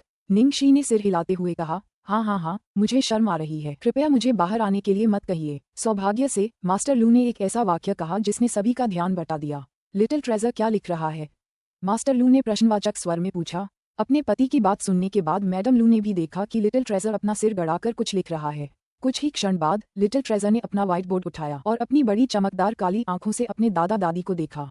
जहां तक व्हाइट बोर्ड पर लिखे गए शब्दों का सवाल है, दादाजी, दादी जी, लिटिल ट्रेजर को आप दोनों की बहुत याद आती है। मास्टर लू और मैडम लू ने व्हाइट बोर्ड पर लिखे शब्दों को स्पष्ट रूप से देखने के बाद एक दूसरे की ओर देखा। दोनों के चेहरे आश्चर्य से भरे हुए थे। बाद में दोनों की आंखें लाल होने लगीं। मैडम लू ने अविश्वास से अपने पति की ओर देखा। क्या मैंने गलत देखा? लिटिल ट्रेजर ने मुझे दादी कहा था। हालांकि इसे वास्तव में बुलावा नहीं माना जाता है, लेकिन कम से कम ये पहली बार है जब लिटिल ट्रेजर उसे दादी के रूप में संबोधित कर रहा है, जिसने कभी उन्हें नजरअंदाज किया था और यहाँ तक कि उन्हें अस्वीकार भी कर दिया था। और दादाजी भी। मास्टर लू ने गंभीरता से लेकिन गर्व से कहा। उसने ये भी कहा कि उसे हमारी बहुत याद आती है। मैडम लू अब और बर्दाश्त नहीं कर सकी। उन्होंने लिटिल ट्रेजर को गले लगा लिया और रोने लगी। दादी की लाडली, तुम्हें पता है दादी कितनी खुश हैं? मास्टर लू ने आह भरी, फिर अपने बड़े बेटे की ओर देखा। चेहरा गंभीरता से भरा हुआ था और कहा, टिंगजियाओ, जिसे तुम पसंद करते हो, वह बहुत अच्छी है। वह लिटिल ट्रेजर को अच्छी तरह पढ़ाती है। वह जानता है कि लिटिल ट्रेजर अधिक खुला हो गया है, बाहर जाने के लिए अधिक इच्छुक हो गया है, लेकिन उसे यह नहीं पता था कि लिटिल ट्रेजर में इतना सुधार हो गया है। ये वास्तव में चौंकाने वाली बात है। मुझे इसके बारे में बताओ। उसकी भूख भी अच्छी हो गई है। मेरे पोते को देखो, वो अब मोटा हो गया है। वो पहले फोटो में जितना मोटा था उससे भी ज्यादा मोटा है। मैडम लू बहुत खुश हुई। वह बहुत अच्छी है। मास्टर लू ने उसके कंधे थपथपाते हुए गंभीरता से कहा, बेटे, शुभकामनाएं। सर्वोत्तम के लिए स्वाभाविक रूप से सबसे अधिक प्रयास की आवश्यकता होती है। हम बिना शर्त तुम्हारा समर्थन करेंगे। अध्याय 239। अनासक्त पुरुष उपलब्ध स्त्री मास्टर लू और मैडम लू सहित लू टीम जियो ने पहले ही लू परिवार पूर्ण दस्ते सहायता उपलब्धि को शानदार ढंग से पूरा कर लिया है। कार के अंदर ये देखकर कि लू टीम जियो ने अपने पिता माँ और लिटिल ट्रेजर को अलविदा कह दिया है और कार की दिशा में चलना शुरू कर दिया है, निंग शी जल्दी से ठीक से बैठ गई और ऐसा व्यवहार किया जैसे उसने कुछ भी नहीं सुना। घर के रास्ते में लू टिंग जियाओ ने अचानक पूछा, आज आप क्या करने की तैयारी कर रहे हैं? आज ये सवाल सुनकर निंग शी चौंक गई। अरे हाँ, आज उसे लिटिल ट्रेजर के साथ जाने की जरूरत नहीं है और आज शनिवार है। लू टिंग जियाओ को काम पर नहीं जाना है। क्या इसका मतलब यह नहीं है कि वे पूरा दिन एक साथ बिताएंगे? एक अविवाहित पुरुष और एक उपलब्ध महिला घर पर अकेले, ये जानकर कि वह उसके जाल में फंस गई है, निंग शी को धोखा महसूस हुआ। यह वस्तुतः एक कदम एक गड्ढा आपके इसमें गिरने के लिए लापरवाह होने का इंतजार करने वाला पैटर्न है। इसी समय उसका फोन बजने लगा। निंग शी ने अपने फोन पर एक नजर डाली, दोनों आंखें सिकुड़ने लगीं। चांग ली, वह किस बात के लिए पुकार रही है? निंग शी ने फोन उठाया और प्रसन्न स्वर में कहा, ओह बड़े बड़े एजेंट चांग, काम में व्यस्त होने के बावजूद आपके पास मुझे व्यक्तिगत रूप से देखने के लिए समय है? जब चांग ली ने काम में बहुत व्यस्त वाक्यांश सुना तो उसने घृणा से अपने दांत पीस लिए। उस समय जब निंग जुएलो अपनी सफलता के शिखर पर थीं, स्वाभाविक रूप से उन पर काम का बोझ बहुत ज्यादा था, लेकिन इस घटना के बाद से निंग जुएलो के कार्यक्रम, ब्रांड प्रतिनिधित्व, फिल्म और टेलीविजन शो के अवसर सभी में भारी गिरावट आई है। इतना ही नहीं, पहले जिन कंपनियों के साथ अनुबंध हुआ था उनमें से कई कंपनियां मुआवजे की मांग कर रही हैं। स्टारलाइट भी निंग जुएलो से अनुरोध कर रही है कि जब तक यह मामला सुलझ न जाए तब तक वे कम ही दिखाई दें। निंग जुएलो के अलावा उसके अधीन कोई भी अन्य व्यक्ति पुनः प्रस्तुत करने योग्य नहीं है, जिसका अर्थ है कि अगले 6 महीने तक उसे खाली पेट ही काम करना होगा। चांग ली ने रूखे स्वर में जवाब दिया, मैं तुम्हें सिर्फ ये बताने आया हूँ कि तुरंत यहाँ से चले जाओ। तुमने पहले ही कंपनी से मुंह मोड़ लिया है और कॉन्ट्रैक्ट तोड़ दिया है। मुझे मत बताओ कि तुम अब भी कंपनी के अपार्टमेंट में रहना चाहते हो। उस अपार्टमेंट को कम से कम 1000 जोड़ युआन प्रति माह किराए पर तो दिया जा सकता है।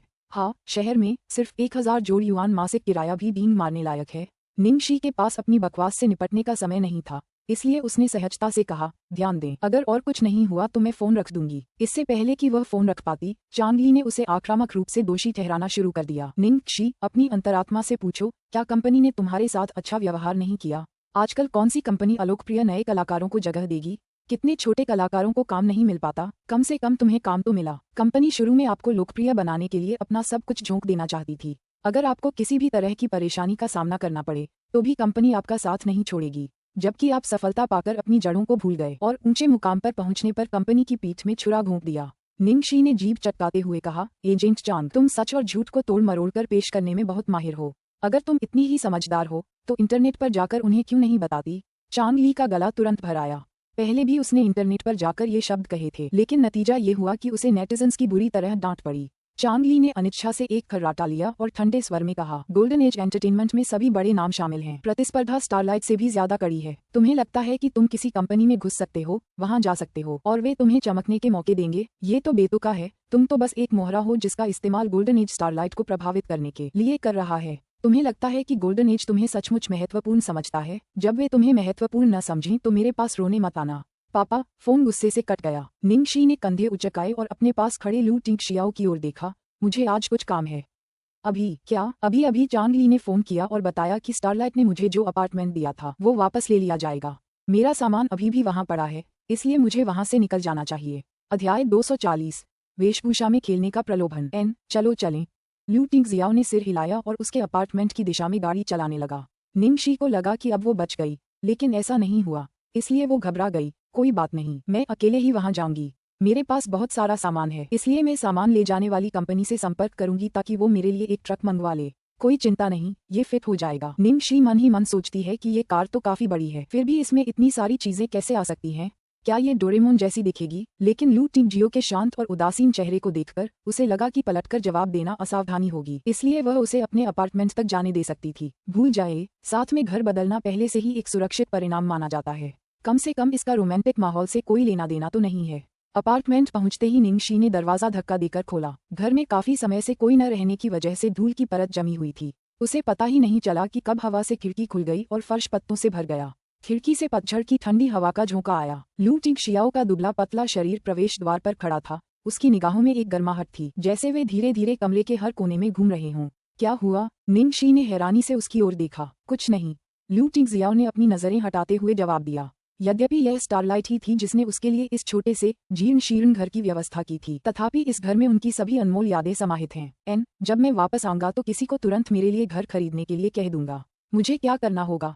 लू टिंगजियाओ ने पूछा। निंगशी ने अपना सिर रगड़ा, उसके लिए एक बड़ा खाली बक्सा निकाला, फिर ऊंची किताबों की अलमारियों की एक पंक्ति की ओर इशारा करते हुए कहा, तुम काफी लंबे हो, क्या तुम किताबों की अलमारियों से सभी किताबें इस बक्से में रखने में मेरी मदद कर सकते हो? जरूर। लू टिंगजियाओ ने अपनी आस्तीनें चढ़ाईं और काम शुरू कर दिया। निंगशी ने उसे इस अपार्टमेंट से भी ज्यादा महंगे कपड़े पहने देखा। सिरदर्द होने पर वह अपने फैसले पर दोबारा सोचने लगी और जल्दी से बोली, रुको, थोड़ी देर यहीं रुको। बोलने के बाद वह कहीं से डॉक्टरों द्वारा पहना जाने वाला एक सफेद कोट ढूंढकर ले आई और उसके सामने खड़ी हो गई। ये बाहरी वस्त्र उतारो और यह पहन लो, धूल से बचने के लिए। लू टिंगजियाओ ने उसकी बात मान ली और अपना बाहरी वस्त्र उतार दिया और आश्चर्य से सफेद कोट को देखते हुए बोला, ये कहाँ से है? यह एक पोशाक है। पहले एक फिल्म समूह था जो इतना गरीब था कि वे पृष्ठभूमि अभिनेताओं के कपड़े भी नहीं खरीद सकते थे, इसलिए मुझे ये खुद खरीदना पड़ा। निंगशी ने उसे कोट पहनने में मदद की। सौभाग्य से ये कोट काफी ढीला है। उसके बाद लू टिंगजियाओ को देखते ही उसकी सांसें थम सी गईं। अनजाने में उसने अपनी लार निगल ली। उसका चेहरा आश्चर्य से भर गया। लू जियाओ टिंग ने सफेद कोट पहना हुआ है, जो बहुत अच्छा एहसास देता है। ये पूरी तरह से वेशभूषा खेल का प्रलोभन है। हे भगवान, घर से बाहर निकलना भी सुरक्षित नहीं है। क्या गलत? निंगशी ने अपना मन साफ रखने के लिए जोर से सिर हिलाया। कुछ गड़बड़ नहीं है, चलो शुरू करते हैं। मैं अपने कपड़े ठीक कर लेती हूँ। लू टिंगजियाओ ने सिर हिलाया और भागती हुई लड़कियों की आकृति को जानने वाली नजर से देखा और किताबों की अलमारियों को साफ करना शुरू कर दिया। लू टिंगजियाओ ऐसा दिखता है जैसे वह इत्मीनान से और धीरे धीरे काम कर रहा है, लेकिन वास्तव में उसकी गति बहुत तेज है। उसकी दक्षता बहुत अधिक है। थोड़ी देर बाद किताबों की अलमारियां खाली हो गईं। चलते समय शेक्सपियर संग्रह की एक पुस्तक से एक फोटो गिर गई। लू टिंगजियाओ ने लापरवाही से फोटो उठा लिया। तस्वीर में युवाओं का एक समूह नजर आ रहा है।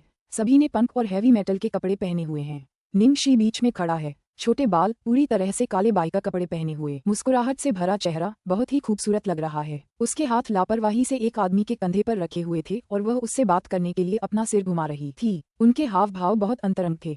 वह आदमी उससे बहुत परिचित होना चाहिए था। जहाँ तक उस आदमी की बात है, चूंकि वह लाइटर का इस्तेमाल करने के लिए अपना सिर घुमा रहा है और रोशनी भी कम है, इसलिए उसके चेहरे का चेहरा साफ नहीं दिख रहा था। सिर्फ उसके चेहरे का एक हिस्सा धुंधला दिख रहा था। अध्याय 241, बड़े शैतान को लड़कियों का पीछा करना सिखाना। अंतर्ज्ञान ने उसे बताया कि यह वही व्यक्ति था जिसके बारे में निंगशी ने कहा था कि यह जानते हुए भी कि वह बहुत खतरनाक है, उसे विश्वास है कि वह उसे कभी नुकसान नहीं पहुंचाएगा। वाइस लू टिंगजियाओ उस आदमी की बगल वाली आकृति को बहुत देर तक घूरता रहा और उसकी आंखें चकरा गईं। उसके दिमाग में एक तस्वीर तेजी से कौंधी, लेकिन वह इतनी तेज थी कि वह उसे कैद नहीं कर पाया। उसे ऐसा क्यों लगा कि यह आदमी उसे कुछ हद तक परिचित सा महसूस करा रहा है? क्या वह कोई ऐसा व्यक्ति है जिसे वह जानता है? लू टिंगजियाओ, मेरा काम लगभग पूरा हो गया है। आपका क्या हाल है? निंगशी ने एक बड़ा सूटकेस खींचते हुए पूछा। हाँ, मैं कर चुका हूँ।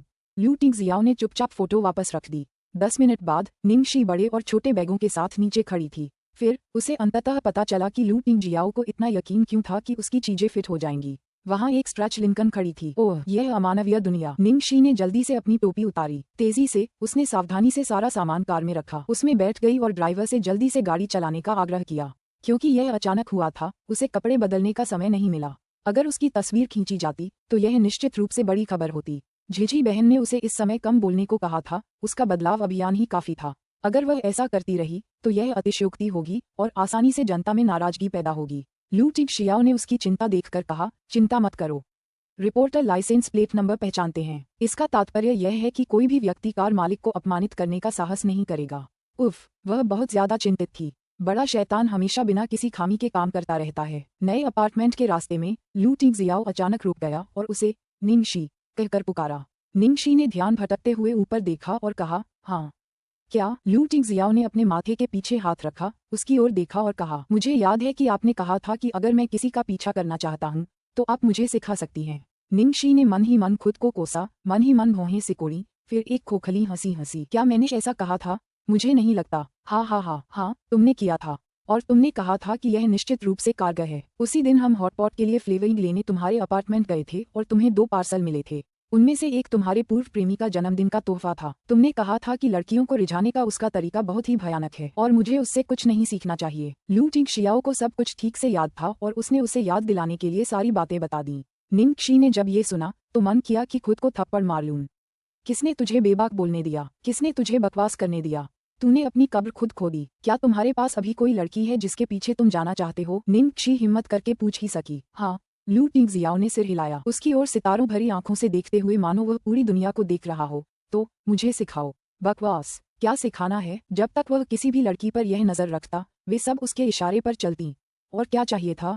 और कोई रास्ता नहीं है। जो शब्द उसने कहे थे, भले ही वह रोए, उसे अपने शब्दों पर खरा उतरना होगा।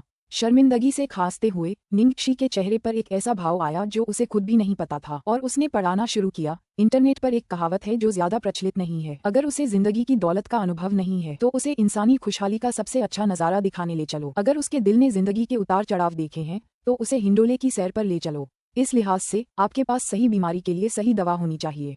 क्या मैं जान सकती हूँ कि आपको कैसी लड़की पसंद है? वह लू टिंगजियाओ सोचते हुए रुक गया। एक पल बाद उसकी आंखें, जो सुबह के कोहरे की तरह ठंडी थीं, छूते ही बर्फ की तरह पिघलने लगीं। उसके मुंह में गर्माहट की हल्की सी झलक थी और उसने जवाब दिया, वह दुनियादारी जानती है, फिर भी परिष्कृत है। वह कभी कभी बेकाबू हो जाती है, लेकिन दयालु और सौम्य है। उसने बहुत कुछ सहा है, लेकिन हमेशा अपना दिल साफ रखा है। वह अब तक देखी गई सबसे अच्छी लड़की है। अध्याय 242। फिर मैं वह मूली निकाल दूंगा। दुनिया के तौर तरीके जानता है, फिर भी परिष्कृत है। अनियंत्रित लेकिन दयालु और सौम्य। बहुत कुछ सहा है, लेकिन हमेशा अपना शुद्ध हृदय बनाए रखा है। सबसे अच्छी लड़की। अरे, इस बूढ़ी औरत का जवान दिल। निंगक्षी ने अपने धड़कते दिल को पकड़ लिया और लगभग जमीन पर गिर पड़ी। दूसरों से प्रशंसा सुनना किसे पसंद नहीं होता। लू टिंगजियो की प्रशंसा इतनी सच्ची थी कि उसका हर शब्द सीधे उसके दिल में उतर गया और उसने अपनी छाप छोड़ी। लू टिंगजियाओ को कोई नहीं मिला और वह बिना किसी के ही रह गया। उसका मुंह इतना मीठा कैसे हो सकता है? उसने उस बड़े शैतान की ओर गंभीरता से देखा जो उसके कदम उठाने का इंतजार कर रहा था। निंगक्षी सचमुच घुटनों के बल झुककर 3 बार प्रणाम करना चाहती थी ताकि वह उसे छोड़ दे। आप पहले से ही एक अधिकतम स्तर के ज्ञात व्यक्ति हैं, पूरी तरह से ईश्वरीय स्तर की वस्तुओं से सुसज्जित हैं, फिर भी आपको मुझे सिखाने की आवश्यकता है। निंगक्षी ने सूखी खांसी के साथ फिर गंभीर स्वर में कहा, मालिक, मेरी बेरुखी के लिए माफ कीजिए, लेकिन आपकी आंतरिक और बाहरी स्थिति और आपकी बुद्धिमत्ता को देखते हुए आपको सचमुच मेरी शिक्षा की जरूरत नहीं है। अगर इन परिस्थितियों में भी सामने वाला पक्ष आकर्षित नहीं होता तो इसका एक ही कारण हो सकता है। लू टिंगजियाओ ने अपने माथे के पीछे रखे हाथों को नीचे किया और उसकी ओर देखा। आंखें थोड़ी सिकुड़ गईं। यह क्या है? निंगक्षी ने गहरी सांस ली और जोर देकर कहा, तुम उस तरह के नहीं हो जिसे वह पसंद करती है। नहीं, वह किस्म नहीं जो उसे पसंद है। इस वाक्य के साथ ही लू टिंगजियाओ की तरफ से ठंडी हवा का झोंका आया। निंगक्षी ने अपनी लार निगल ली और शैतान की बर्फ की धार जैसी तीखी नजरों का सामना करने की कोशिश की। उसने जानबूझकर सिर हिलाकर जवाब दिया, हाँ, जैसा कि कहावत है, कोई भी व्यंजन सभी के स्वाद के लिए उपयुक्त नहीं होता।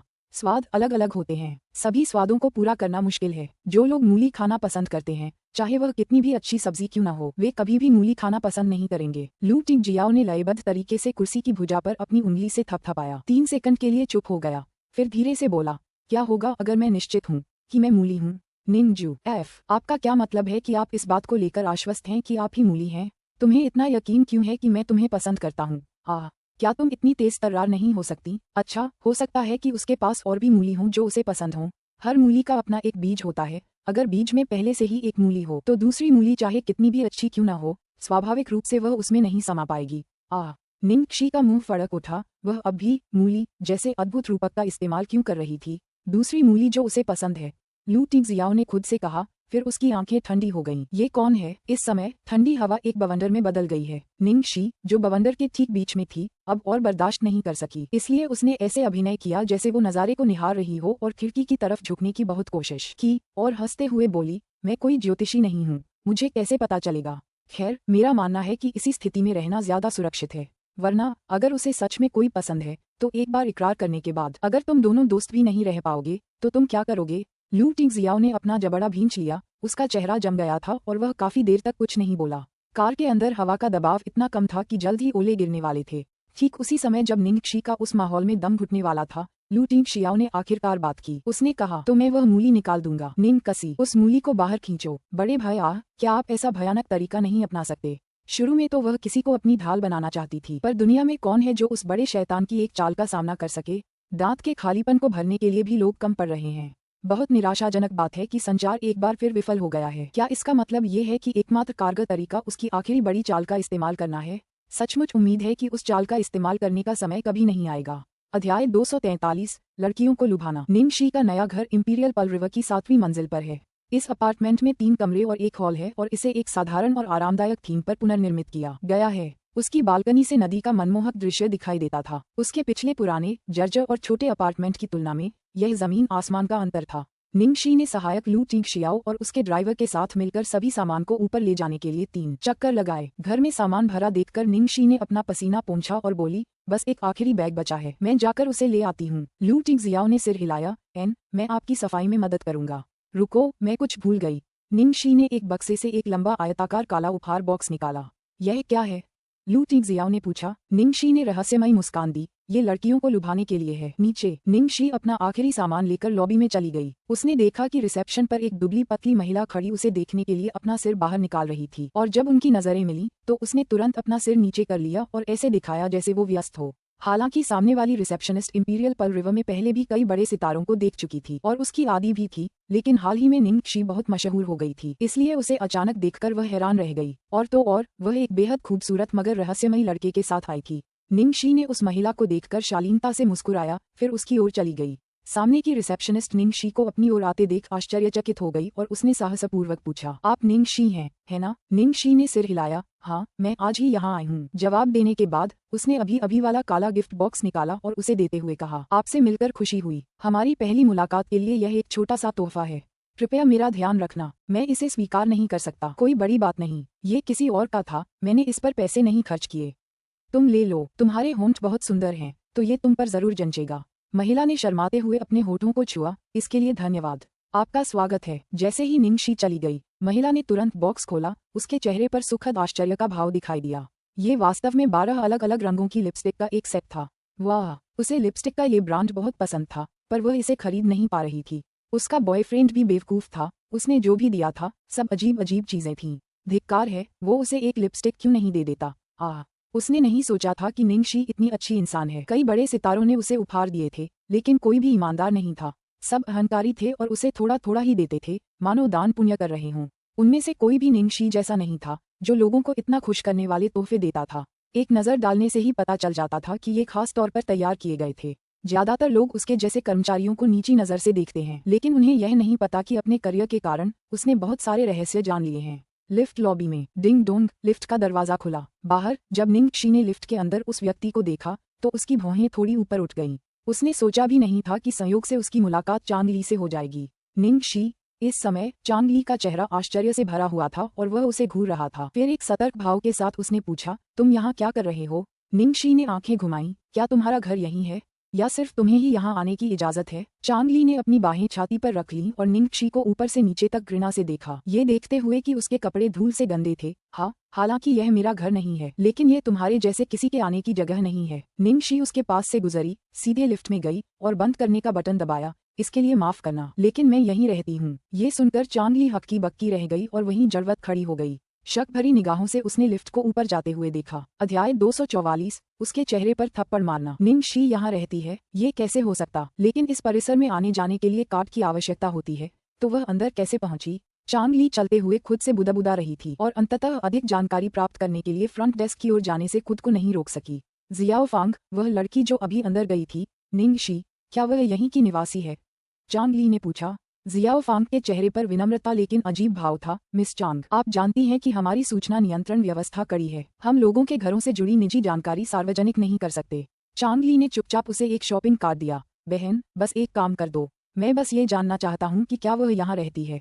मैं कोई संवेदनशील जानकारी नहीं मांग रहा हूँ, इससे तुम्हें कोई फर्क नहीं पड़ेगा। जियाओ फांग ने शॉपिंग कार्ड को तिरस्कार से देखा। मन ही मन सोच रही थी, तुम हमेशा मुझसे घमंडी लहजे में बात करते रहे हो, लेकिन अब जब तुम्हें एक एहसान मांगना है तो तुम्हें अच्छे से मांगना भी आता है। पहले तो वह कार्ड वापस करना चाहती थी, लेकिन फिर उसने अपना मन बदल लिया और कार्ड स्वीकार करते हुए कहा, आप सही कह रहे हैं, वह यहीं रहती है। 2 हफ्ते पहले हमें उसके पंजीकरण की जानकारी मिली थी। वह पीछे हटना चाहती थी, लेकिन उसने अपना इरादा बदल दिया और कार्ड स्वीकार करते हुए कहा, हाँ, वह यहीं रह रही है। हमें उसके पंजीकरण की जानकारी लगभग 2 हफ्ते पहले मिली थी। चांग ली ने जैसे ही सुना, उसकी आंखें चमक उठीं। घर का मुखिया कौन है? जियो फॉन्ग उसके चेहरे को देखकर ठीक से समझ गया कि वह क्या सोच रही थी और सच कहा, ये गोल्डन एज एंटरटेनमेंट के तहत पंजीकृत है, उसके यहाँ रहने की व्यवस्था कंपनी की ही होगी। चांग ली हक्की बक्की रह गई। क्या तुम्हें यकीन है कि तुमने कोई गलती नहीं की है? उसने सोचा था कि वह निंगशी को गलती करते हुए पकड़ लेगी। जियाओ फांग ने सहज स्वर में उत्तर दिया, मैं गलती कैसे कर सकता हूँ? वह अपार्टमेंट इंपीरियल पर्ल रिवर का सबसे अच्छा अपार्टमेंट है, पर्ल नदी के सामने है और वहाँ से बहुत सुंदर दृश्य दिखाई देता है। 2 हफ्ते पहले तक, जब गोल्डन एज के कर्मचारी इस जगह का नवीनीकरण करने आए थे, ये हमेशा खाली रहता था। संपत्ति की जानकारी वाली तालिका उसकी जानकारी से भरी हुई है। ठीक है, धन्यवाद, चांग ली ने खाली स्वर में उत्तर दिया और जल्दी से बाहर निकल गई। अरे, गोल्डन एज तो पागल है। निंगशी, एक नई स्टारलेट को इतना अच्छा सम्मान देना। फिर उसे निंग कसी के साथ हुई अपनी हालिया बातचीत याद आए, जब उसने बताया था कि स्टारलाइट ने उसके लिए जो अपार्टमेंट का इंतजाम किया था वह कितना अच्छा था। वह बस अपने ही चेहरे पर थप्पड़ मार रही थी। लगता है निंग कसी पर कड़ी नजर रखना जरूरी है। उसे पता लगाना होगा कि इस बदचलन औरत के पीछे कौन है। लू टिंगजियो की मदद से निंग शी ने वह काम आधे दिन में पूरा कर लिया जिसे पूरा दिन करना चाहिए था। अपनी चीजों को अच्छी तरह व्यवस्थित देखकर उसका मूड अच्छा हो गया। गोल्डन एज में शामिल होने के बाद उसे हमेशा ये सब अवास्तविक लगता था, लेकिन इस पल अपने भविष्य के घोंसले को देखकर उसे आखिरकार वास्तविकता का एहसास हुआ। निंग शी ने एक नया तौलिया लिया और लू टिंगशियाओ को दे दिया।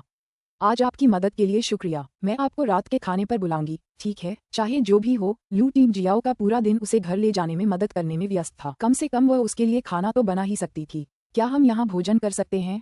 लू टिंगजियाओ ने पूछा। निंग शी ने अपना सिर खुजाते हुए कहा, मैंने अभी तक रसोई का चूल्हा नहीं चखा है और मेरे पास कोई सामग्री भी नहीं है। मुझे डर है कि मैं कुछ भी नहीं बना पाऊंगी। कोई बात नहीं, तुम्हें ऐसा करने की जरूरत नहीं है। तुम आज पहले से ही बहुत थके हुए हो। बोलने के बाद लू टिंगशियाओ ने फोन किया। उसने फोन के दूसरी तरफ मौजूद लोगों से 2 शब्द कहे, अंदर आ जाओ।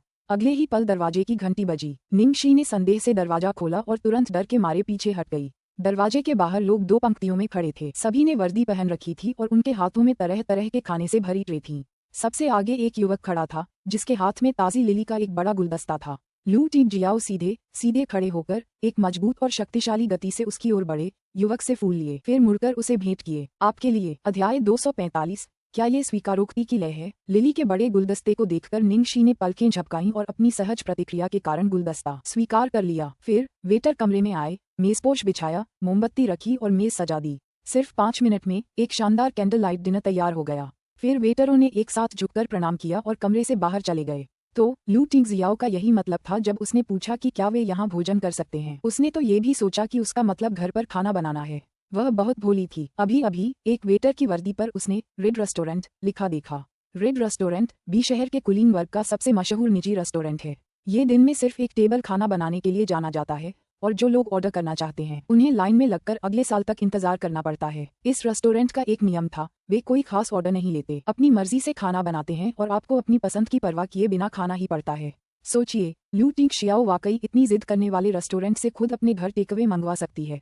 निंग शी ने फूलों को देखा, मेज को देखा और मोमबत्ती की रोशनी में भोजन को देखा। ये स्पष्ट रूप से एक स्वीकारोक्ति के लिए सेटिंग है ना? निंग शी ने धीरे से खुद से फुसफुसाया। लू टिंगजियाओ ने आज जानबूझकर लिटिल ट्रेजर को दूर भेज दिया, इसकी पहले से व्यवस्था की और यह भी पूछा कि लड़की का पीछा कैसे किया जाए। क्या वह सचमुच ऐसा करने जा रहा है? वह अधिकाधिक घबराई हुई क्यों महसूस कर रही है? अगले ही पल उसकी नजर मेज पर रखी छोटी सी मिठाई पर पड़ी। उफ, केक में कोई शादी की अंगूठी वगैरह तो नहीं छिपी होनी चाहिए, है ना?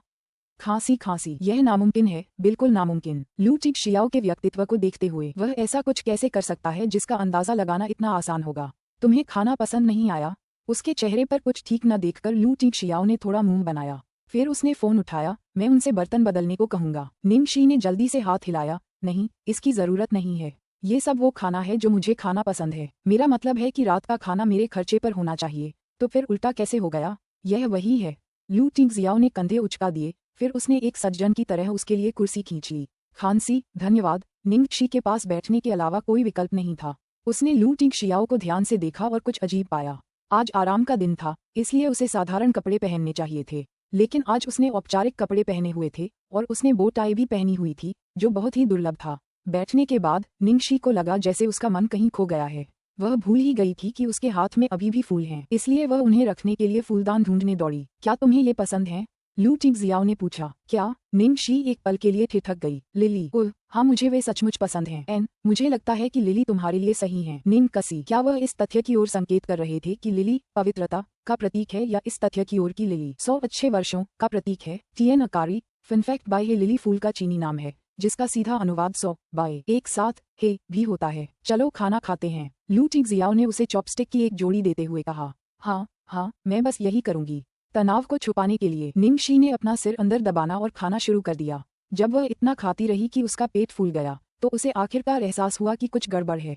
उसके एक हाथ में आधा खाया हुआ केक का टुकड़ा था और जब उसने अपने सामने बैठे आदमी को देखा तो उसकी भौहें सिकुड़ गईं। लू टिंगशियाओ ने ज्यादा कुछ नहीं खाया था। इसके बजाय उसने शराब की एक बोतल खोली और खुद ही पीने लगा। वह बेहिचक पी रहा था और जल्द ही बोतल लगभग खाली हो गई। लू टिंगशियाओ, तुम यूं ही शराब कैसे पी रहे हो? और तुमने तो इतनी ज्यादा पी भी ली। और हाँ, मैंने तुम्हें खाने को ज्यादा छूते भी नहीं देखा। उफ़। निंग शी अभी भी बोल रही थी और केक का एक निवाला खा रही थी। अचानक उसके दांतों ने किसी सख्त चीज को काटा और उसने जल्दी से उसे थूक दिया। अरे ये क्या बकवास है, मेरे दांत सुन्न हो गए हैं। डिंग, एक चमकती हुई अंगूठी उसके सामने रखी सफेद चीनी मिट्टी की प्लेट पर गिरी। अध्याय 246, एक गहरा चुंबन। निंग शी ने मुंह खोलकर प्लेट पर रखी अंगूठी को देखा, वह हैरान रह गई। क्या बकवास है निंग शी, तुम जिंक्स, यह। उसने सचमुच निशाना साधा। उसने इससे बचने के लिए हजारों लाखों तरीके आजमाए थे। उसे हमेशा से पता था कि लड़कियों को पाने का ये बड़ा शैतानी तरीका इतना जबरदस्त है कि अगर तुम इसे टालने की कोशिश भी करो तो लगभग नामुमकिन है। लेकिन उसे क्या पता था कि इतने पुराने तरीके से वो हार जाएगी। हालांकि अंतिम परिणाम वही है, इसे टालना अभी भी असंभव है। क्या बड़े शैतान ने जानबूझकर ठीक इसके विपरीत किया? इस समय निंग शी के मन में सबसे बड़ा अफसोस यही था कि उसने सबूत नष्ट करने के लिए अंगूठी को अभी क्यों नहीं निगल लिया, जब निंग शी अभी भी स्तब्ध अवस्था में थी। लू टिंगजियो ने अपने वाइन ग्लास से शराब का आखिरी घूंट पी लिया और उसे नीचे रख दिया। उसकी गहरी और शांत आंखें उसे देख रही थीं। मैं इसलिए पीता रहा क्योंकि मैं घबराया हुआ था। निंग शी, वो घबराया हुआ है? घबराया हुआ कौन है? लू टिंगजियो का चेहरा बर्फ की ठंड से नशे में बदल गया। उसकी गहरी काली आंखें शांत और स्थिर थीं, उसकी आवाज साफ मगर ठंडी थी, मानो किसी ठंडे तालाब में गिर रही बारिश की बूंदें हों। मैंने पहले कभी ऐसा कुछ नहीं किया जिसके बारे में मुझे कोई संदेह न हो, लेकिन इस बार मैं जरूर करूंगा। ये संभवतः मेरे पूरे जीवन में किया गया सबसे आवेगपूर्ण काम है, लेकिन मेरे पास इसके अलावा कोई विकल्प नहीं है और इसमें पछतावे की कोई गुंजाइश नहीं है। आज मैंने चाहे जो भी किया हो, तुमने तो बहुत पहले ही हमारे बीच दूरी बनाने का फैसला कर लिया है। बस फर्क इतना है कि देर से या पहले, तुमसे मिलने के पहले दिन से ही मैं इस दिन के लिए योजनाएं बना रहा था और मेरे पास अनगिनत तरह की योजनाएं थीं। लेकिन तुम मुझसे और भी ज्यादा डरने लगे हो और अब तो ये योजनाएं तुम्हें और डरा ही सकती हैं। इसलिए मैंने सबसे पारंपरिक और सौम्य तरीका चुना। उसकी बात सुनकर निंग शी बिल्कुल अवाक रह गई। वास्तव में ये सबसे कोमल तरीका है। हमेशा इतना विचारशील बने रहने के लिए आपका बहुत बहुत धन्यवाद। लेकिन मैं अभी भी मौत से डर गया था। ठीक है। लू टिंगजियो रुका, फिर अपना सिर उठाया और बोला, चाहे मैं कोई भी तरीका अपनाऊं, मुझे अभी भी आपको पूरी तरह प्रभावित करने का विश्वास नहीं है। और आज की योजना, भले ही यह सबसे सुरक्षित तरीका है जिसके बारे में मैं सोच सकता था, मेरी सफलता की अनुमानित संभावना 100 में से केवल 17 थी। निंग शी, हाँ, 17% क्या होता है? उसने इतना जादुई आंकड़ा कहाँ से निकाला? ओह, खांसी खांसी खांसी। जब उसकी 6 इंद्रियां काम करना बंद कर चुकी थीं, निंग शी अवचेतन रूप से शराब पीना चाहती थी, लेकिन उसे एहसास हुआ कि लू टिंगजियो ने सारी शराब पी ली थी। इसलिए उसने केवल एक गिलास जूस ही डाला और उसे गटक लिया। जब उसने जोर से, धमाके के साथ अपना गिलास नीचे रखा तो निंग शी को उसकी आवाज वापस मिल गई। लू टिंगजियो, तुम जरूर यह अभ्यास करने के लिए कोई नाटक कर रहे होगे कि जिस लड़की को तुम पसंद करते हो उसके सामने अपना दिल कैसे जाहिर करोगे, है ना? यह अच्छा है, यह अच्छा है। पारंपरिक होते हुए भी क्लासिक, कम प्रोफाइल होते हुए भी सार मौजूद है और पंक्तियां भी काफी स्नेही हैं।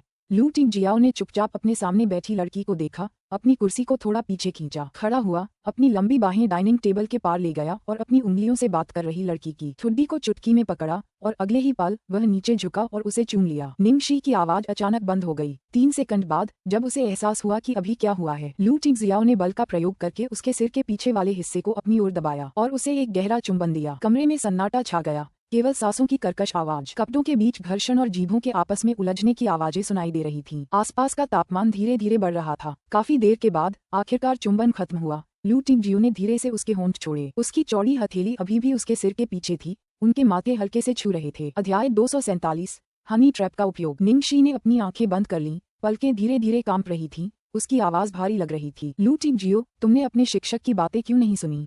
कुछ समय पहले उसने उसे साफ साफ कहा था कि यथास्थिति बनाए रखना और जल्दबाजी में कोई कदम न उठाना, लेकिन अगले ही पल उसने सीधे सीधे अपना अपराध स्वीकार कर लिया और उससे शादी करने के लिए कहा। ये बस एक जाल था। शिक्षक रास्ता दिखाते हैं, लेकिन कार्यान्वयन छात्र पर छोड़ दिया जाता है। लू टिंगजियो ने बहुत ही तर्कसंगत स्वर में उत्तर दिया। इस शिक्षक ने तुम्हें गधे की तरह व्यवहार करना नहीं सिखाया, लेकिन आपको ये बताने का यही एकमात्र तरीका था कि मैं जिस व्यक्ति को पसंद करता हूँ वह आप ही हैं। गुरुजी, आप एक छात्र के रूप में अपने शिक्षक को अपमानित कर रहे हैं। ऐसा इसलिए है क्योंकि शिक्षिका बहुत ही अप्रतिरोध्य है। लू टिंगजियो ने अपना माथा उसके माथे से सटाया, अपने बड़े हाथों से उसके माथे को उठाया और अपने सीने पर रख लिया। उस पल उसकी ठंडी आंखें ज्वालामुखी के लावा की तरह धधक रही थीं। उसने ऐसे स्वर में कहा जैसे वह किसी जादू के प्रभाव में हो, शिक्षिका, अगर आप मेरे साथ रहने को तैयार हैं तो मेरा सब कुछ आपका हो जाएगा। अब और मत बोलो। निंग शी ने बीच में ही टोक दिया। उसका दिमाग चकरा गया। खासकर जब उसने उसे टीचर कहा तो उसे एक अजीब सी शर्मिंदगी महसूस हुई। उसने अपने कान ढकने की कोशिश की, लेकिन वह एक कदम बहुत देर से पहुंची। लू टिंगजियो ने आगे कहा, छोटा खजाना भी तुम्हारा होगा। निंगशी की पुतलियां सिकुड़ गईं। लू टिंगजियो ने चुपचाप उसकी प्रतिक्रिया देखी। उसकी आंखें चौड़ी हो गईं जब वह उसे घूर रही थी। उसके होंठ मुड़े हुए थे और उसने धीरे से उसकी गर्दन के पीछे के संवेदनशील क्षेत्रों को मसला जैसे वह एक बिल्ली के साथ खेल रहा हो। अब प्रतिशत क्या है? लू टिंगजियाओ ने उससे पूछा। निंगशी ने अवचेतन रूप से उत्तर दिया, आधा आधा। वह चौंक गई और तुरंत अपनी जीभ काटने को हुई। धिक्कार है तुम पर लू टिंगजियाओ पर। तुम बहुत बेशर्म हो। तुम तो लिटिल ट्रेजर का भी इस्तेमाल करते हो। लिटिल ट्रेजर मेरी प्राकृतिक संपत्ति है। आप कैसे कह सकते हैं कि मैं उसका इस्तेमाल कर रहा हूँ? तो फिर तुम मुझ पर ये हनी ट्रैप क्यों इस्तेमाल कर रही हो? निंगशी ने गुस्से से जवाब दिया। वो इस वक्त पूरी तरह से बहाव में बह चुकी थी और वहां से निकल जाना चाहती थी। हालांकि लू टिंगजियो इस वक्त उसे चोट पहुंचाने के लिए कोई जोर जबरदस्ती नहीं कर रहा था, लेकिन वो आजाद नहीं हो पा रही थी। क्या मैंने इसका इस्तेमाल किया? लू टिंगजियाओ ने मासूमियत भरे लहजे में जवाब दिया। ठीक है, तुमने नहीं किया, मैंने खुद इसका इस्तेमाल किया था। लू टिंगजियो, निंगशी इस समय गुस्से में थी। फिर आधी बात बोलते हुए उसे लगा कि कुछ गड़बड़ है। निंगशी का चेहरा पीला पड़ गया और उसने अपना पेट पकड़ लिया। मेरे पेट में दर्द हो रहा है। क्या? कहाँ दर्द हो रहा है? लू टिंगजियाओ ने पूछा और उसका चेहरा तुरंत गंभीर हो गया। मेरा पेट, मैं मर रही हूँ, दर्द बढ़ रहा है। निंगशी का माथा पसीने से लथपथ था। क्या हुआ? जब सब ठीक था तो पेट में दर्द क्यों हो रहा है? क्या खाने की वजह से? निंगशी जोर से खांसी। उफ, ऐसा नहीं होना चाहिए। मुझे लगता है कि शायद ऐसा इसलिए हुआ होगा क्योंकि मैंने अभी अभी एक बड़ा गिलास संतरे का जूस पी लिया था। उस समय मुझे पहले से ही लग रहा था कि मेरा पेट ठीक नहीं है। लू टिंगशियाओ ने मेज की तरफ देखा तो पता चला कि निंगशियाओ मेज पर रखा ज्यादातर खाना खा चुकी थी और उसने जूस का एक बड़ा गिलास भी पी लिया था। उसे तुरंत गुस्सा आया और उसने कहा, निंगशियाओ, क्या तुम बेवकूफ हो? इतना सारा खाना खाकर भी रुक नहीं सकती? निंगशी और भी गुस्से से बोली, क्या ये तुम्हारी वजह से नहीं था? मैं इतनी डरी हुई थी कि तनाव कम करने के लिए खाती रही। तुमने सारी वाइन भी पी ली और मेरे लिए एक बूंद भी नहीं छोड़ी। मैं सिर्फ संतरे का जूस ही पी पाए और तुमने तो मुझे बेवकूफ तक कह दिया। फिर उसने अपना पेट पकड़ लिया और चिल्लाने लगी, औ, और भी दुखी लग रही थी। लू टिंगशियाओ का गुस्सा तुरंत गायब हो गया और वह उसे दिलासा देने के लिए दौड़ा, यह मेरी गलती है, मैं तुम्हें तुरंत अस्पताल ले जाऊंगा। अध्याय 248, पढ़ाई में स्पष्ट रूप से धमकाने वाला। जब निंगशी ने ये सुना तो उसके चेहरे पर तुरंत शर्मिंदगी छा गई। अस्पताल न जाना ही बेहतर है क्योंकि मैंने बहुत ज्यादा खा लिया है। मैं बहुत शर्मिंदा हो जाऊंगी। क्या चेहरा खोना आपके शरीर से ज्यादा महत्वपूर्ण है? लू टिंगजियाओ ने उसका फोन और बटुआ पकड़ा, फिर उसे ऊपर ले गया। निंगशी ने तुरंत हाथ हिलाया, उगलू टिंगजियो, ये काम नहीं करता। मुझे उल्टी जैसा महसूस हो रहा है। अपनी स्थिति बदलो, मैं धीरे धीरे चलूंगी। ये स्थिति और भी खराब है। तुम? लू टिंगजियाओ गुस्से में था और परेशान था। आखिरकार उसने उसे नीचे उतारा और सावधानी से उसे बाहर निकलने में मदद की। अस्पताल के आपातकालीन कक्ष में निंगशी के कपड़े और बाल पसीने से तर हैं। निंगशी अपना पेट पकड़े हुए थी और लू टिंगजियो के चेहरे पर ऐसा भाव था मानो आसमान टूट पड़ेगा। एक नर्स तुरंत निंगशी को ले जाने के लिए दौड़ी। क्या तुम्हारा प्रसव होने वाला है? जल्दी करो, स्ट्रेचर पर चढ़ो। निंगशी ने मास्क पहना हुआ था ताकि उसे पहचाना न जा सके, लेकिन मास्क के नीचे उसका चेहरा बहुत बुरा लग रहा था क्योंकि वह समझाने की कोशिश कर रही थी। नहीं, ऐसा नहीं है नर्स, मैंने बहुत ज्यादा खा लिया है। नर्स एक पल के लिए चुप रही और उसके पेट पर नजर डाली तो पाया कि वह बस थोड़ा सा उभरा हुआ था। दरअसल वह गर्भवती नहीं थी। पेट की समस्या के लिए कृपया बाईं ओर जाएं। धन्यवाद। आधी रात को काफी अफरा तफरी के बाद अंततः निंगशी का निदान सामने आया। तनाव के अलावा कम समय में अत्यधिक भोजन करने से तीव्र गैस्ट्राइटिस हो जाता है। लू टिंगजियाओ ने बिस्तर पर लेटी लड़की के पीले गालों को छुआ। उसका चेहरा परेशान था। क्या अब भी दर्द हो रहा है? निंगशी ने सिर हिलाया। हाँ, लेकिन ये थोड़ा बेहतर है। लू टिंगजियो, एक और बात, मुझे बताओ क्या? निंगशी हिचकिचाई, फिर शर्मिंदा होकर बोली, लगता है अंगूठी मेरे मसूड़े को खरोंच गई है और मुझे अब तक इसका एहसास नहीं हुआ था, इसलिए ये थोड़ा दर्द कर रही है। लू टिंगशियाओ ने अपना माथा रगड़ा, कुछ बोल नहीं पा रही थी। रुको, मैं तुम्हारे लिए दवा लाती हूँ। लू टिंगजियो के जाने के बाद निंगशी ने एक लंबी सांस छोड़ी, फिर अपने गोल पेट को छुआ। उसने सोचा भी नहीं था कि महत्वपूर्ण क्षण में उसका पेट उसकी उम्मीदों पर खरा उतरेगा। फिर भी इतना खाना वाकई बहुत असहज था। इस जिंदगी में वह दोबारा ऐसा अनुभव नहीं करना चाहती। पहले एक समय ऐसा था जब वह बहुत व्यस्त रहती थी और लंबे समय तक कुछ नहीं खाती थी। नतीजा ये होता था कि रात में अचानक उसे तीव्र गैस्ट्राइटिस हो जाता था। अंतर ये था कि इस बार वह कार में आए, जबकि उसे अस्पताल तक मोटरसाइकिल से जाना नहीं पड़ा। उसने अपना पंजीकरण कराया और ईयरड्रिप के साथ गलियारे में एक ठंडी बेंच पर बैठकर अपनी दवा खुद ली। लू टिंगजियाओ जल्द ही वापस आ गया। बिस्तर के किनारे बैठकर उसने दवा की शीशी खोली और फिर सावधानी से उससे कहा, ये दवा मुंह में लगाने वाली है। अपना मुंह खोलो, मैं इसे घाव पर लगाने में तुम्हारी मदद कर सकता हूँ। निंगशी ने आज्ञाकारी होकर अपना मुंह खोला, लेकिन उसकी जीभ गलती से उससे छू गई और उसने भौहें चढ़ाईं। कड़वा, इसे थोड़ी देर बर्दाश्त करो, इसे मत छुओ। ठीक है। दवा लगाने के बाद लू टिंगजियाओ की नजरें धीरे से उसकी ओर देखने लगीं और फिर फुसफुसाते हुए बोले, गुरुजी। निंगशी थोड़ा चौंकी और प्रतिक्रिया करने में एक पल लगा। फिर उसे एहसास हुआ कि वह उसे बुला रहा है और उसने उत्तर दिया, आह, मुझे माफ कर दो। लू टिंगजियाओ ने पश्चाताप से आह भरते हुए उसका हाथ उठाया और धीरे से उसके पीछे का हिस्सा चूमा। ये सब मेरी गलती थी कि मैं एक बुरा छात्र था और मैंने आपकी शिक्षाओं का अच्छी तरह से अध्ययन नहीं किया, जिससे आपको ठेस पहुंची। निंगशी का दिल धड़क उठा। ये बुरा है 60%, 61, 62, 63, ये बढ़ता ही रहा। उसका कौन सा हिस्सा अच्छी तरह से अध्ययन नहीं किया गया? वह स्पष्टतः पढ़ाई में बहुत खराब था। अध्याय 249, सुंदरता खतरनाक है। निंगशी ने सिर हिलाया और शिक्षक और शिष्य के इस खतरनाक लेकिन अस्पष्ट विषय को जल्दी से खत्म कर दिया। फिर वह कर्मचारी वाली मुद्रा में आ गई, अपना एक हाथ उठाया और बोली, बॉस, मैं बिना किसी हस्तक्षेप के सोचने के लिए कुछ समय के लिए आवेदन करना चाहता हूँ। लू टिंगजियाओ ने एक पल के लिए सोचा और फिर सहमति जताई। इसे मंजूरी दी जा सकती है, लेकिन कितने दिनों में? निंगशी ने कमजोरी से पूछा। क्या यह वर्षों में हो सकता है? मैं तुम्हें 7 दिन का समय दूंगा। लू टिंगजियाओ ने उसकी अनुचित मांगों को नजरअंदाज कर दिया और निर्णय ले लिया। ठीक है, 7 दिन। कल छुट्टी मिलने के बाद क्या मैं इतने दिनों तक अपने अपार्टमेंट में रह सकती हूँ? आपने तो बस यही मान लिया कि कोई दखलंदाजी नहीं। लिटिल ट्रेजर भी आजकल घर पर नहीं है और मुझे परसों ऑफिस जाना है। वह मेरे अपार्टमेंट से ज्यादा नजदीक है। निंगशी ने अपनी वजहें समझाने की पूरी कोशिश की। आप कर सकते हैं। लू टिंगजियाओ ने बिना किसी हिचकिचाहट के सिर हिलाया। अरे, इतना आसान? उसे इसकी आदत नहीं थी कि उसने अचानक उसका फायदा उठाना बंद कर दिया। निंगशी ने आंखें मूंद लीं और उसके चेहरे पर एक छोटी लोमड़ी जैसी भावभंगिमा थी। लगता था जैसे उसे उस बड़े शैतान के खिलाफ इस्तेमाल करने का एक कारगर तरीका मिल गया हो। शारीरिक कष्ट सहकर बढ़त हासिल करना। क्या उसने उसे इसलिए छोड़ दिया क्योंकि डॉक्टर ने कहा था कि उसे ज्यादा तनाव महसूस नहीं होने देना चाहिए?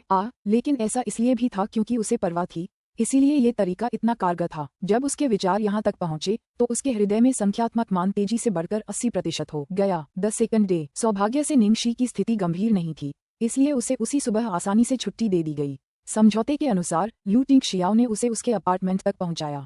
रास्ते में वह सुपरमार्केट गया और उसका फ्रिज भरने में उसकी मदद की। उसने उसके लिए रोजाना के तीनों खाने का सामान टेकअवे भी मंगवाया और उसे बार बार समझाया कि वह आराम से रहे और अपने खान पान का ध्यान रखे। निंगशी सोफे पर बैठी लू टिंगजियाओ को व्यस्त देखती रही। फ्रिज चेक करने के बाद वह अभी भी वहीं खड़ा सोच रहा था कि उसने क्या खो दिया है, इसलिए वह और बर्दाश्त नहीं कर सकी और खांसते हुए बोली, लू टिंगजियाओ, अब तुम्हें खुद को व्यस्त रखने की जरूरत नहीं है। मैं अपना ख्याल रख सकती हूँ। लू टिंगजियाओ मुड़ा और उसकी ओर बढ़ा, तो मैं चलता हूँ। हालांकि उसने ऐसा कहा था, फिर भी उसके चेहरे पर चिंताएं साफ दिखाई दे रही थीं, मानो वह कोई 3 साल की बच्ची हो जिसमें खुद का ख्याल रखने की क्षमता नहीं है। निंगशी ने अपने दिल में संख्यात्मक मान को स्थिर करने की पूरी कोशिश की। क्या आपका शरीर सचमुच पूरी तरह ठीक हो गया है? हाँ, अब मेरे पेट में दर्द नहीं होता। मेरे शरीर में तेजी से ठीक होने की क्षमता है। यह एक अच्छी विशेषता है। लू टिंगजियाओ ने संतुष्टि में अपना सिर हिलाया। निंगशी, हालांकि उसके शब्दों में कुछ भी गलत नहीं है, लेकिन उसे ऐसा क्यों लगता है कि उसके साथ छेड़खानी की गई है? ठीक जब वह स्तब्ध अवस्था में थी, लू टिंगजियाओ उसकी ओर झुका, लेकिन उसके पास पहुंचने से पहले ही वह उठकर पीछे हट गया, फिर उसके सिर पर थपथपाया। कोई दखलंदाजी नहीं, निंगकसी, आपने पहले ही हस्तक्षेप कर दिया है। अंततः उसे समझ में आ गया कि भले ही यह आदमी कुछ न करे, पर उसकी उपस्थिति ही एक प्रकार का हस्तक्षेप है। लू टिंगजियाओ को विदा करने के बाद निंगशी आखिरकार निश्चिंत हो गई। उसने तकिए को गले लगाया और सोफे पर बैठ गई। पिछले कुछ दिनों में हुई घटनाओं के बारे में सोचने लगी। आखिरकार वह इस मुकाम पर पहुंच ही गई। हालांकि उसे पहले से ही इसका अंदेशा था और उसने पहले से ही तैयारी कर रखी थी, लेकिन जब यह सचमुच हुआ तो उसका दिमाग शून्य हो गया। वह पूरी तरह से असमंजस में पड़ गई। इस प्रदर्शन के लिए वह स्वयं को 0 अंक देती है। दरअसल वह जानबूझकर लू टिंगजियाओ को हार मानने पर मजबूर करने के लिए कुछ कठोर शब्द कहना चाहती थी, लेकिन जब वह उसके सामने थी तो वह एक शब्द भी नहीं बोल पाए। इसके बजाय उसका दृढ़ हृदय और भी अधिक कांप उठा। वह अब धीरे धीरे इसे बदलने पर विचार कर रही थी। जिस बात पर उसने शुरू में विश्वास किया था वह कभी नहीं होगी, कभी भी ऐसा नहीं होगा। इसमें कोई आश्चर्य नहीं कि अतीत में इतने मूर्ख और आत्मभोगी शासक थे। सुंदरता खतरनाक है। अध्याय 250, प्रारंभिक टकराव। अगली सुबह लिन झिझी के कार्यालय के अंदर गोल्डन एज एंटरटेनमेंट में। बहन झिझी, मुझे देर तो नहीं हुई ना? निंगशी ने कल पूरा दिन अपने अपार्टमेंट में आराम किया था, इसलिए उसका शरीर लगभग पूरी तरह से ठीक हो गया था। हालांकि उसका चेहरा अभी भी थोड़ा थका हुआ लग रहा था, इसलिए उसने एक ऐसी पोशाक पहनी थी जिसमें विपरीत रंग थे जो उसकी त्वचा के रंग को निखारने के लिए एकदम सही थे और उसे युवा, ऊर्जावान और फैशनेबल दिखा रहे थे। ऑफिस डेस्क के सामने लिन झिझी हमेशा की तरह खड़ी थी। उसके बाल बड़े करीने से जूड़े में बंधे थे। उसने एक चटक रंग का ब्लेजर और पेंसिल स्कर्ट पहनी हुई थी और कुछ दस्तावेज निपटा रही थी। निंगक्षी को आते देख उसने पहले ऊपर देखा और उसे गौर से देखा, फिर सिर उठाकर बोली, तुम्हें घबराने की जरूरत नहीं है। मैंने तुम्हें आज यहाँ इसलिए बुलाया है क्योंकि यह कोई खास बात नहीं है। मैं बस तुम्हें कल आधिकारिक तौर पर काम शुरू करने से पहले कंपनी दिखाना चाहती थी। हालांकि तुम यहाँ ज्यादा समय नहीं बिताओगी, लेकिन कम से कम तुम्हें कंपनी के विभागों की बुनियादी संरचना तो समझ आ ही जानी चाहिए। ठीक है, धन्यवाद सिस्टर झिझी, चल दर। निंगक्षी ने सिर हिलाया और उसके पीछे चल दी। लिन झिझी ने उसे पूरी जानकारी दी। वे अलग अलग विभागों में गए और उसे अपने नए सहकर्मियों से मिलवाया। इससे कोई फर्क नहीं पड़ता कि हर किसी के मन में क्या है, ऊपरी तौर पर वे वास्तव में विनम्र थे। सब मन ही मन समझ गए कि ये दो कंपनियों गोल्डन एज और स्टारलाइट के बीच बस एक जुआ था और निंगक्षी तो बस एक मोहरा थी जिसका इस्तेमाल कंपनी ने स्टारलाइट को बदनाम करने के लिए किया था। लेकिन ये एक निर्विवाद सत्य था कि कंपनी निंगक्षी को मशहूर बनाने के लिए अपने संसाधनों का इस्तेमाल करने को तैयार थी। इसलिए कोई भी निंगक्षी से, जो सुर्खियों में थी, परेशानी मोल नहीं लेना चाहता था। छी, यह निंगक्षी तस्वीरों से भी ज्यादा अच्छी लग रही है। कोई आश्चर्य नहीं कि दूसरे युवा मास्टर ने पहली नजर में ही उसे पसंद कर लिया। मुझे पूरा विश्वास है कि जब तक उसकी ईक्यू बहुत कम नहीं होगी, वह निश्चित रूप से प्रसिद्ध हो जाएगी। हो सकता है ये सच न हो। लेंग मेन्यू के लिए जीना आसान नहीं था। क्या तुम्हें लगता है कि ऐसे लोग होंगे जो उसे मशहूर होने देंगे? क्या वह लिन झिझी के साथ भी मेल खाती है? क्या लिन झिझी उन महिला कलाकारों से नफरत नहीं करती जो आकर्षक कपड़े पहनती हैं और ऊपर चढ़ने के लिए अपनी खूबसूरती का प्रदर्शन करती हैं? चूंकि कंपनी काफी बड़ी थी, इसलिए निंगक्षी ने लिन झिझी का 1 घंटे से अधिक समय तक पीछा किया, जब तक कि दौरा समाप्त नहीं हो गया। जब वे दोनों कंपनी के कुछ शूटिंग स्थलों और रिकॉर्डिंग स्टूडियो को देखने के लिए जाने की तैयारी कर रहे थे, तो गलियारे में उनकी अचानक एक व्यक्ति से मुलाकात हो गई। ओह, क्या ये हमारी बड़ी एजेंट लिन नहीं है? आप आखिरकार वापस आ गईं। मुझे लगा था कि आप इतनी टूट चुकी हैं कि रिटायर होने वाली हैं। जो महिला बोल रही थी वो 30 साल की लग रही थी और उसने उत्तेजक कपड़े पहने हुए थे। उसके लंबे लहराते बाल थे, आकर्षक मेकअप था और वो किसी भी स्टार से ज्यादा ग्लैमरस कपड़े पहने हुए थी, क्योंकि वह अक्सर समाचार पत्रों और पत्रिकाओं में छपती थी और उसने उसे कई बार फिल्मांकन स्थलों पर देखा था। निंगक्षी ने उसे पहचान लिया। वह सू यीमो की एजेंट झाओ मेगसिन थी। झाओ मेगसिन के उकसाने वाले शब्दों के बावजूद लिन झिझी की भौहें जरा भी नहीं सिकुड़ी। उसने नर्म लहजे में कहा, बहन मेगसिन अभी भी कड़ी मेहनत कर रही हैं, इसलिए हम नौजवान स्वाभाविक रूप से पीछे नहीं रह सकते। उसकी जलन के लिए उसे थोड़ी बर्फ लाकर 2 XD आप। झाओ मेगसिन की अभिव्यक्ति अशांत थी। किनारे खड़ी निंगक्षी अपनी हंसी रोकने की कोशिश कर रही थी। उसने मन ही मन सोचा, हालांकि लिन झिझी सख्त और पुराने जमाने की दिखती थी, लेकिन उसने कभी सोचा भी नहीं था कि उसकी जबान इतनी जहरीली होगी। झाओ मेगसिन ने दांत पीसते हुए व्यंग्य किया, लिन झिझी, हालांकि एक समय था जब मैं तुम्हारे बारे में ज्यादा नहीं सोचती थी और बाद में मुझे मानना पड़ेगा कि तुम में थोड़ी बहुत कुशलता जरूर थी, क्योंकि तुम साधारण से दिखने वाले लेंग मेन्यू को इतनी ऊंचाई तक पहुंचा सकती हो। लेकिन अब, झाओ मेगसिन ने जानबूझकर रुककर निंगक्षी को एक तिरस्कार भरी नजर से देखा, लेंग मेन्यू के जाने के बाद तुम ऐसी निकम्मी औरत को ढूंढने निकल पड़ी जो सिर्फ गपशप और दिखावे के लिए ही अच्छी है। मुझे याद है कि तुम ऐसे कलाकारों से नफरत करती थी जो सिर्फ अपने चेहरे का इस्तेमाल करते हैं। क्या अब तुम इतनी गिर गई हो?